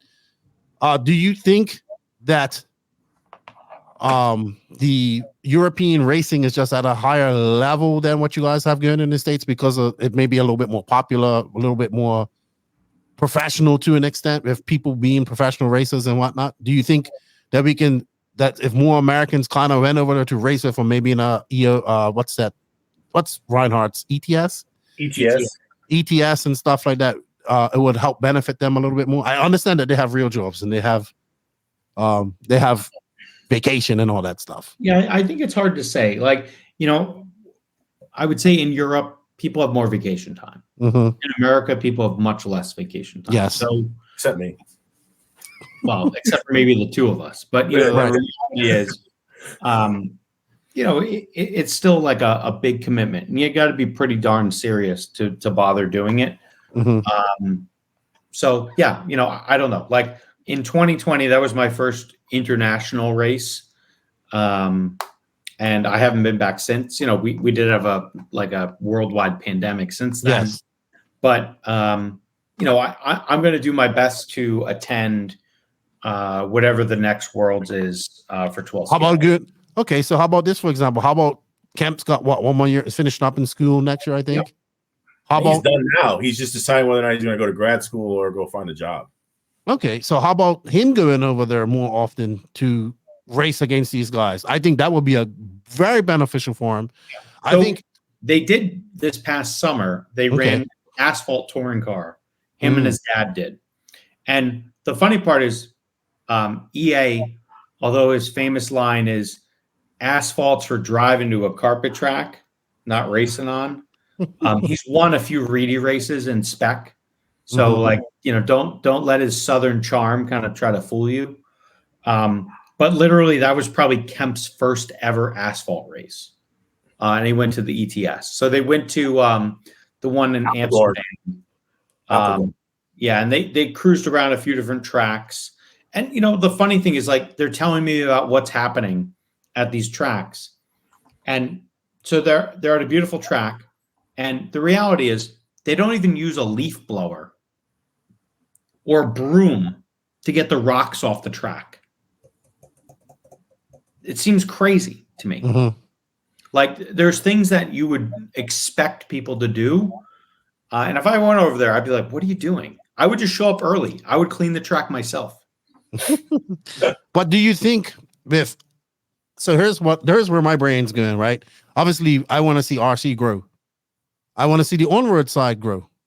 Do you think that a young racer like Kemp, and maybe there's a few other racers coming up, maybe that kid Mason, do you think these guys can spark that interest to start to grow on-road back to a more somewhat, probably not to where it was back in the day, but make it more popular than it currently is now? Not saying it isn't popular. Yeah, no, I don't think there's any one individual that will save it. Like, I think it's all about having tracks and having them get into the attention of the public. That's probably the most important thing. So there's no one Jesus of on-road, although my name might say Hefty Jesus. There's no one Jesus that's going to save it. Well, I think there hasn't really been a full-time American on-road racer that people can get behind for a long time either, like it was back in the day. How would you say Paul was probably the last one? Paul Lemieux? Yeah, probably Paul. Yeah. I mean, the dude had an article on Sports Illustrated. Really? I mean, yeah. You guys know this? So there was an article that Sports Illustrated had the 10 or the 20 the most unique jobs in sports. And there was an article written about Paul Lemieux that he was featured in Sports Illustrated. And Did it really do anything to the hobby? Probably not. But you know, it was cool. Yeah, it's cool. The thing that ONROAD was a different thing back then, though. ONROAD was at a different period back then. Yeah, but I think the thing that Clayton will harp on is like we need to find a way to make it a product that someone would want to watch on TV. I agree. 100%. We know, Lefty, you guys, I don't know if Mangler knows this, but you guys had that RCGP thing, and you tried a whole different format and everything else, and you know, kind of like bringing it sort of into a motocross sort of feel. Well, the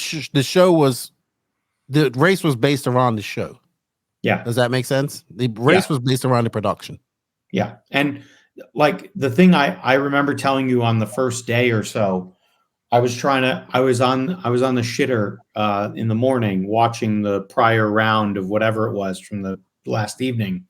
And I was like, I couldn't even see what the cars were. Now, was you watching the overhead camera? I was watching whatever was on the stream, bro. I don't know. So if you're doing that in the morning, we didn't. I thought about that. So that was in the mornings we didn't do the. No, I was watching evening. I was watching evening, and I feel like after I said something, things changed a bit. Like they got zoomed in a little tighter. But you know, the problem is the cameras are far away. These are by far the smallest cars possible, and you know, it's hard to see them because they move so damn fast. And to me, like there's been a lot of advancement where people try to have their faces next to the names and whatever else. The problem is the guy's face isn't the thing running around the track. It's the car that's running around the track. That's a conundrum that we've been trying to figure out as well in off-road. How do you know whose car is who? Yeah, you need to have the car show up, not the person's dumb looking face when they pop up that box on the video. And it's not their fancy race paint. It's the real hood rat paint that they happen to be running at that minute because it's faster than their fancy race paint. I think they should make a rule where you have to have your race paint. That's stupid. Yeah, that's not good. But that is part of bringing it to the show, right? If you're gonna have five white cars there, how are you gonna know which one? You can't see the numbers. Oh, it sucks. You cannot see the numbers. But if see, this is the thinking that you have to. So here's my rebuttal to the RCGP thing. So RCGP had a media day. These companies paid to be a part of that. The media day was the day you go out there, you go on the track, we get footage of your car, you come, we take good pictures, all that type of stuff. Yep. Companies would not come. Yep. They did not come. So what they did the second year that they did it, they said, well, media day is also a practice day. So then you got some extra practice. But we have to think bigger. Just like you guys say, okay, yes, the race paint is heavier, but the race paint is what's going to distinguish that car out there so people can know. I think my yellow school bus, banana peel, Rico banana. No, it's not a banana. It's a yellow school bus. It's a short bus. It's very well known. Yeah, but there's other yellow cars out there. They should have to copyright it from me. If you want to be these bodies, I'm gonna show it up. See, look at that. Yep. That looks cool, right? The one thing I like about these bodies, these ONROAD bodies, is that you can see the whole paint job. If this paint job was on a buggy body, it would not look as great. Yeah. So I know this is Alex's buggy. I knew that Kemp's body was that beautiful turquoise and all that type of stuff. Obviously, I knew the other bodies as the day went by. But if let's say we did do this, would be great. Carpet is the future. So carpet off-road, carpet on-road. We can do this in front of crowd. We can do it in a mall. We can do it in front of people. But then there's that mentality about this is too heavy, has to take a back seat to we need to put on a show. So it comes from both sides. Yeah, but you're not going to get racers to put on a show. They want to race. That's where things have to change. That's where just like you guys dropped that big F-bomb on the live, that was exciting, right? Wow, multiple F-bombs on the walkabout live. That's exciting. We couldn't even know anything about that. No. But that's where we need to build some character to these drivers and build some personality to people, because in the off-road world, everything's dialed. My car is dialed. This is well, you finished 13th. It can't be dialed. Yeah. Or, that guy railroaded you and took you out, but it's okay. It's starting to change. That's why motorsports, sports, all that type of stuff has a following because people get invested in the people. Yeah. Like the Formula One. Formula One's popular in America now. Why? Because of Drive, that Netflix series, because you put people behind the thing. I get that. But the thing is, and I think a lot of times when I see this, when you guys put a camera in somebody's face, they're just like, they got to learn. We did that. For instance, us, people were very shy of us that first day. First couple of days we was going, nobody wanted to come up and get their pictures taken at this race, right? Yes, you got yours done with your dog, obviously. This guy over here definitely didn't want to get his picture taken. No. But you know what happened? Later on in the week, people's like, oh, well, I didn't get my picture. Can I get my picture taken? Mm-hmm.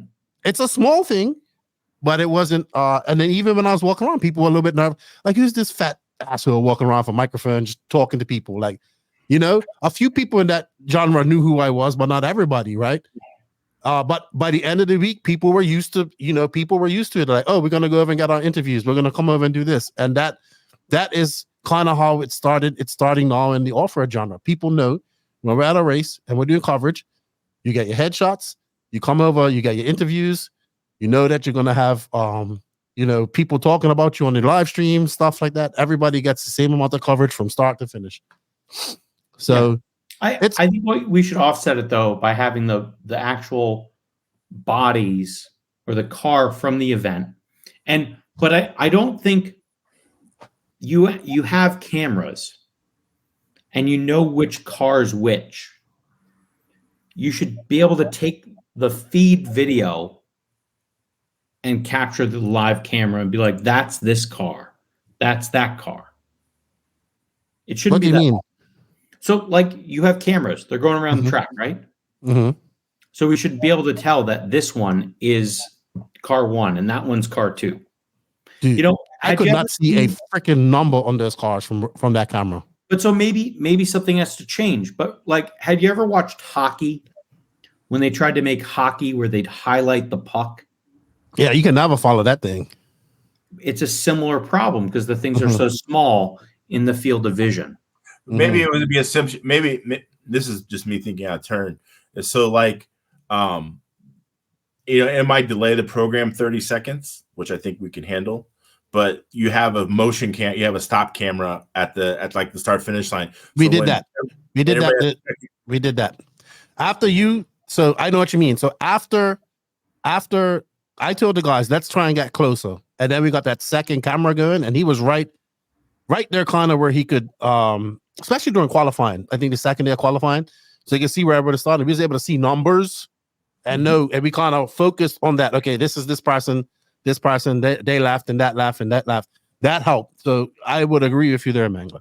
I would agree with you there. So, like, you would have, hey, you have to check in for your camera photo, and then you would just sit there and you would capture them really quick. Yeah, I don't know. That's just something that it takes brainstorming, right? It takes brainstorming and trying to figure out a better way to do things. Yeah, all the time. And you might need some. Go ahead. You might need more handsome, opinionated commentators. We're ready. Yeah, I mean, if you guys would have, I wanted to bring you up there, but after that F-bomb, I was like, we're in trouble. No, Bob, you was busy. It's the internet. It is the internet, but this. The first people. Internet. The first people. The first thing. But what about the children watching? You just dropped the F-bomb. Children. No, that was. There was one. Probably called them more worse shit. It's like that woman in Utah, right? She was like a social media whatever, talking about how to raise their kids. She beat the fuck out of them. Like, look, they might say, "Oh, the children," and back home, Junior's getting an ass whooping. Like, come on, don't tell me that F word is going to. I agree with you. But there's people out there that will say, "Oh, wow, this is still we want to get kids involved, but you're dropping F-bombs on there." This is why this podcast, your podcast, is not for children. Know what every 12-year-old boy loves? Insane Clown Posse, and they say the fuck word every 4 minutes and every 2 seconds, and they're like, "Oh yeah, they say the fuck word." Like, that's why. That's why that band has a following, because 12-year-old boys like to hear the F word. There you go. Look at Hefty put his thumbs up. I mean, it's the truth. You know, because I think go ahead. I'm not disputing that. I'm not disputing that. Trust me, I've almost let a curse word go while I'm commentating myself. Yeah, and I'll have to catch myself. And in the grand scheme of things, if you're trying to sell this to wherever, but like not even that. No, I'm gonna take that back, because if you look at some of the highest rated cable TV shows like Street Outlaws and whatever, those dudes are cussing all the time. And they get bleeped out though. They're not live. It's like, but it's like bitch, and they're just going at it, and like, you know, it's way racier than a couple F-bombs here and there. And then, yes, I understand it's pre-recorded and they have time to beep it and all that. But, you know, I can't control what comes out of another driver's mouth. They're welcome to say all the curse words they want. Well, you guys did. A second delay, and you can have a dude sitting there on the button. Just put Paz on the button, man. Just be like, beep, beep, beep, beep, beep. Yeah, but you need another guy on the button. That's the problem. Manpower. Manpower, that's the problem. Manpower is the problem. If you just give me a few words that I can say, and you find a way to bleep them out, I'll come up with new words. Hey, you know what? I thought the funniest thing ever was the F-bombs you guys dropped. I thought it was epic. Well, yeah, I don't care. Go back and watch that part. Can you clip that and just like post it to us, because I want to show my girlfriend too. So I'll get Danny to clip it.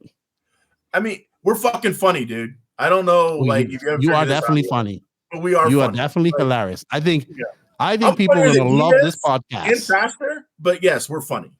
What surprised me, Hefty, was you, because you're very you are in your element, and you are a heckler at the most. You are funny. No, I'm. I heard that laugh. I heard that laugh from morning to the end of the day. I can't. I just like Hefty's having a blast. Yeah, you just it'd be all quiet, and all you hear is you laughing. Here's the thing: when you don't hear that laugh anymore, it's a problem. I won't be there. Yeah, that's good. That's good. That's what it's about, at having fun at the end of the day. Always pooping. Well, guy. Well, this was I enjoyed this.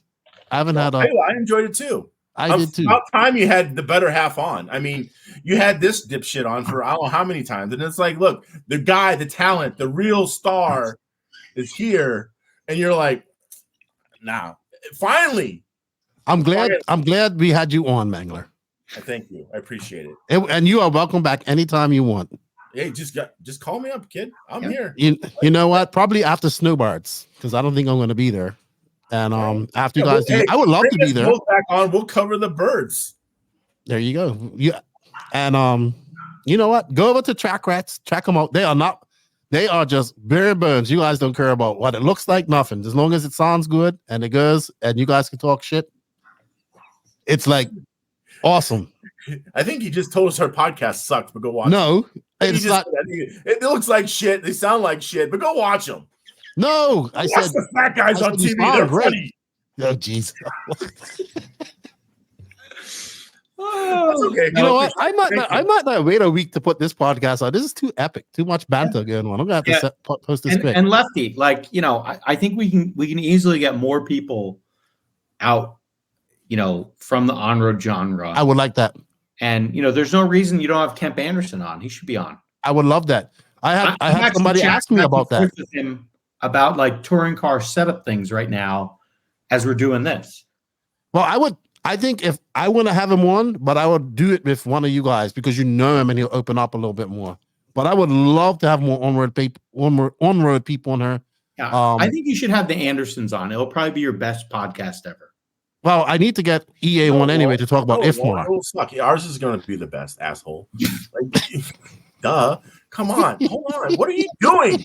It's okay. Promotion, bitch. Let's go. It's all right. You don't have to always win, all right, Mangler? It's fine. It's just like the race track. This guy's hilarious. I'm a winner. I can't help. Well, you didn't win against Hefty at the 2023 IFMAR World Championships. Did I not win? I think I won. See, he's delusional. It's fine though. It's all right. Oh my gosh, this was epic. I enjoyed this. I really did. No, I had fun time. I really like what you're doing. Hold on. What? Lefty, the real question is, when are you going to come run on road? I would. So, is there a class slower than 13.5? Hell yeah. Oh yeah. What's that? GT12. That's what I need to race. Or VTA. VTA. Like in VTA, peeling people is applauded. Is that the one with like the real looking type of bodies? Yeah, the old school looking cars. Yeah. That's what I want to race. Yeah. That's how so short story, but he won his snowbirds race in VTA, the only time he's ever won snowbirds. And he literally took this kid and just peeled him, like sent him off the track flying for the reverse peeled him on the straightaway. Like it was like, you know what? Poor kid never saw it coming. He just took him out. And like the kid was like 14. And he feels no shame about it whatsoever. He's just smiling. None whatsoever. Yep. The most savage thing ever. You know, and that was 10 years ago. I almost think I need to come back and run VTA at this year's Snowbirds. What does VTA run turn wise? 25.5. Ooh, okay. I think I need to come to the Snowbirds some way, somehow. Yeah. Be the first comedian to do it. And the reality is you can cover 2 entire like race events. Yeah, because oval there too. Right. You know, the oval stuff is crazy. Never seen that. Yeah. So that would be interesting too. Yeah, Are you racing oval, Mangler? No, I've kind of retired. I have retired. I haven't unless somebody shows up and says, here's a car, here's the radio, all you have to do is drive it, I might do it. And even then I've already had an offer for this year to just show up and drive. And I said no. So it's just too hard to do both because you're up on weird hours and trying to get sleep and that. It's just difficult. So what classes will you guys run at Snowbirds then? What classes will you both run? Well, I'm going to run 12 scale, 13.5, and 17.5. I may put a GT 12 scale together and run that as well. And the reason why, touring car for you? No, I don't run touring car on carpet. I only run touring car on asphalt. Okay. So, like in 3 weeks, we have the state series in Florida, and I'll run touring car, like mod touring there and the Sarah series. Yeah. That's been going on for 30. So I met Dave Vera too. Nice guy. Yeah, 40 years. Yeah, long time. Years. Yeah. But I do. Go ahead. Sorry. No. I'm done. And you do Hefty? You run in touring car or just 12 scale? I think I'm going to run mod touring, super stock, and stock touring. I might bring a 12 scale. I'll probably have to borrow someone's tire drawer. I don't think I'm bringing a tire drawer. Okay.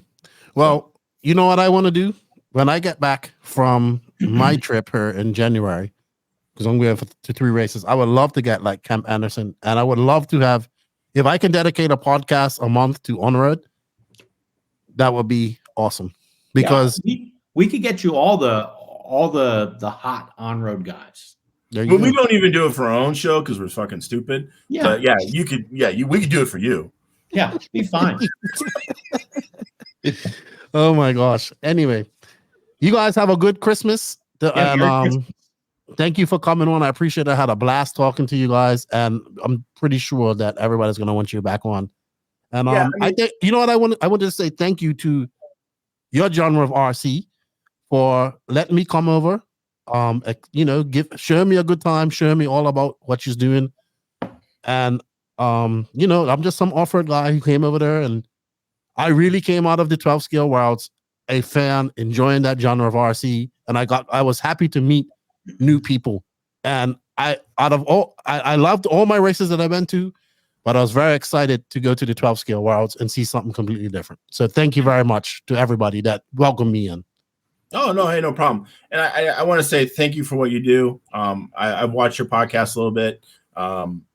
Means he watched 5 minutes of one podcast. No, actually, to be honest, I watched his that he was in to see if he actually talked about me, and he did a little bit. Because that's what's important. Like, again, you got to talk about the star of the show. Right. Anyway, but yeah, no, I really appreciate what you do. I enjoy your show. I think you do a great job. I mean, and again, like, I would love to come on again because, like, in the end of the day, you love RC racing, and I love RC racing, and he loves RC racing, and to just sit here around and talk around bullshit RC racing, I mean, that's fun, because it's what we like to do, and it's what our hobbies and jobs and everything kind of revolves around, right? So absolutely. So Mangler, you know what? Maybe let's pitch one of his sponsors. Maybe if you got on board with the Invisible Speed race program, which Alex HagBerg and Bruno Coelho and others are a part of, maybe they'll help you gain invisible speed. Make your speed visible. That's the tagline. So my problem is that I have not adapted from the oval racing philosophy, and so what is the oval racing philosophy? Could you just describe that, please? You drive the car in as hard as you can without lifting as much as possible, and let it make it stick and have it come back out the other side. You are an 8-scale nitro racer. You just don't know it. Oh, you know what? I've raced 8-scale nitro. No, nitro off-road. Oh no, screw all that. We could give you like a Mugen with some pillow balls, and you could just do that all day. It'd be great. I don't even know what you're talking about right now. Exactly. Oh my goodness. No, I do. But no, I tried. My 8-scale off-road experience lasted all of tank and a half. Well, yeah, and I'm like, this is dumb. I spent 14 hours building a car, mounting 17 sets of tires, breaking in an engine, and I ran for a tank and a half, and I'm like, this is stupid. Did you sell it? Oh, yeah. Do you remember what type of car it was? It was a Mugen something. How many years ago was it? I think it was a 7. What are they on now? Yeah, 7. They had a 7R and a 7 something. It was a 7, and maybe it was a 5. That was a long. That was like 2005. It was like 2009. It was about maybe it was a 6. I think it was a 6. Like, I really don't care, but it's like a 9 upside down. It's a 6. I know I spent more time mounting tires than I did actually building the car, and I was just like, this is just dumb. But look, that's why they should have spec tires. I mean, the thing is people are like, they look at 12 scale, they're like, oh, those guys just threw tires down all day. I'm like, yeah, I get it. Look, each of our respective divisions of RC have dumb shit that we do. I'm not ignorant to that. But yeah, the tire game and off-road is just, to me. These guys have spec tires. Do you have spec tires at all races or just in some classes? So like a touring car is all spec tire for the most part. Mm-hmm. And then the slower 12 scale classes are spec tire, and usually super stock and mod is open tire. But we all run the same tires anyway, so it doesn't really matter. No. If you run the same car, you run the same tire. And you know better than anyone else, Mangler. Not everyone's tire that they say is this and they say is that is the same thing. Yeah. So people try to run the same thing, but they don't. Okay. Yeah. Oh, cool. Anyway, but yeah, thank you again for having us. Thank you for coming on. We had fun. I did too. I had a lot of fun. Mangler, I didn't know you were the master of all things. Well, Max is professor of everything, and Mangler is master of all things. Yeah, we should get those two on the same podcast. Oh, I would probably go sleep. Who's this? Max. He would be. He's my co-host. He is. You have a co-host? I have a couple co-hosts. He's never watched the show, Lefty. Never. Max, either you love him or hate him, but when he gets to the science mode, I just blank out like this. Yeah. It's like me with my internet. He just was like. He starts getting in science mode, and I just science people. Mode. Yeah, That's he is mode. Where he goes into deep setup thought and starts answering his own questions in his brain verbally. Now, we have people that ask questions, but a lot of people like it. Yeah, I have to have a safe word for him, which is watermelon seeds, and I'm like, all right, watermelon seeds. That means wrap it up. We've been going on, yes, because he goes on. He just goes on. You have to have a safe word. That's funny. So, an on-road, our safe word is bacon. Bacon. Never used it. Bacon. I'm like, where? So is he like fast? He was a good driver. He used to be when he was younger, but now he's not old. He's in university. But he's been Max. So Max was recruited by JQ when he was like 8 years old. And so he's learned everything. He was very good when he was 16, 17, 18. Imagine if he had a real car. Huh? Nothing. That's okay. Oh. So Max was not good? I thought it was good. He had the JQ car. He doesn't race as much anymore. He just races in Finland. He won DNC intermediate class. He's from Finland. Yeah, he's from I'm from in Finland. In Finland, we have reindeers in walruses in Wales. That's what I tease them all about. Yeah, they do. That's all they got up there. Yeah, don't know I what watched they got. Frozen. He says, I watch I'm all about it. big narwhal come out of there or something. Yeah. All right, guys. This has been fun. I gotta go too. This short show is an hour and 56 minutes in. But, it's never a short show on the NNRC podcast. Cool, Jerry. Yeah. So you guys have a good holidays. I'm out. You too, sir. Thank you, everybody. Merry Christmas, Happy Holidays, all that stuff. I hope somebody gets you something you want this Christmas. Okay. Yes. Or whatever it is this holiday season. Absolutely. And you guys, I will see you hopefully at the next one. All right. Yeah. Take care. Bye. Bye-bye. Techno RC. Techno RC is a championship-winning manufacturer of high-performance A-scale, 10-scale, nitro, and electric RC buggies and trucks. With a worldwide dealer network, USA and Europe-based headquarters, comprehensive warranty program, and global race support, Techno RC is excellence in RC. View the full lineup of Techno RC race-proven vehicles by visiting www.technorc.com. All right, everybody. Thank you, Hefty. Thank you, Mangler, for your time. I greatly appreciate it. It was a great chat. I hope you guys enjoyed it as well. Like I said, those guys are not PC and definitely not PG. So, hey, just enjoy it. It's just three dudes sitting off talking about three RC nerds talking about RC racing on the on-road side of things, which is different. And I'm going to be doing some more on-road stuff in 2024 as well. I'm going to try, like I said, I'm going to try to do one a month, get some of the on-road genre in here and talking to them because I am a fan now. With that said, that is the podcast for this week. I hope you guys are enjoying it. I hope you guys aren't enjoying the coverage of SIC where we're at as well. As if I made it there, because anything can happen between now and then. So thank you everybody for the support, the continued support. I greatly appreciate it. This is 2024. We're planning on doing more traveling, more big things as well this year as well, podcast wise. So I know the travel kind of interrupts the podcast. Maybe we're not going to be doing one every week when I'm traveling. It's going to be hard. I'm going to try and do some when I am on the road, but it is very difficult space-wise. And I like being in my studio doing these type of things. Just makes things a lot comfortable. But we're still going to try to bring the content that you guys deserve. Remember, as I travel, everything gets better. I get to go to these races, be a part of them, see what's going on, learn what's going on, and then come back home and talk about it. So that's the plus side of the travel side of things. So remember that. But with that said, I want to say thank you to all the NNRC squad around the world. We cannot do this without you guys. Thank you for all the support and the NNRC that continues to grow. Thank you to all of the patrons and YouTube members of the No Name RC podcast for all your support financially. If you wish to support the podcast financially, get early release, special episodes and whatnot, more stuff, more content that I have planned this year for the patrons and YouTube members, you can. The links for that in the written description of this podcast. Also, big thanks to all of our companies. If you're a company, you like what we're doing, you want to be a part of what we're doing here at the NNRC, shoot me an email and become a part of it, because we also need companies to help us out. Remember, this is uncensored. This is the real deal Holyfield at the end of the day with the NNRC. So they are Invisible Speed, High Tech RC, Corsa USA, Sidewinder Fuel, Hot Race Tires, Mayako, Beach RC, Techno RC, Clinic RC, Ignite Design RC, Stacked RC, Donovan RC, RaceCraft USA. Shout out to the Florida RC Championships, the Elite RC Productions crew.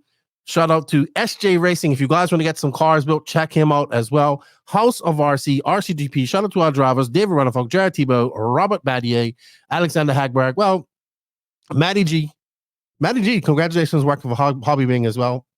And we gotta work. We gotta find another driver because Thibault isn't the racing no more. So we gotta find an American driver to take his place. You know what? Who do you guys think should be our 1/8 scale American driver? Let's be realistic. We know Ryan Mayfield isn't going to do it. But none of guys, we let's pick somebody that we know that will do it. I like Jonah Wilson. I think I'm going to make him an honorary 1/8 scale NNRC driver. We'll see. I'll talk to him, see what he thinks about that. But it's not really nothing. You just sign a contract for $1 million unicorn dollars, and don't be careful how you spend that. But if you guys wish to support the podcast a little bit further, you can find links for all of these companies in the written description of this podcast. Yes, right down below there's a written description. You can find it all in there. on the audio as well as the YouTube podcast. If you are listening to this on audio, come on, skip over to the YouTube side of things. Give us a sub, give us a notification button, hit that notification button, hit a like, leave some comments, share this, help us get up. We are very close to 5K subs. I want to get there soon. Well, almost at 4,700. So 300 more to go. Actually, we might be over 4,700. I have to go check. But anyway, let's help us get to 5,000. You know, we want to grow RC. I think we're an integral part of growing RC. Help us get to 5K. It's easy. It's just a click, and a click. And remember, we also have affiliate links, coupon codes, and everything else in the written description for these companies as well to save you a little money. Also, we got a little slice of that. That helps us out a lot. Thank you guys for all the support. I hope you guys enjoyed this podcast. With that said, Lefty is out. Nitro's the glory. E-Buggy pays the bills. If you ain't grinding, you're sliding. And I am going to find the outro so fast today. Lefty out.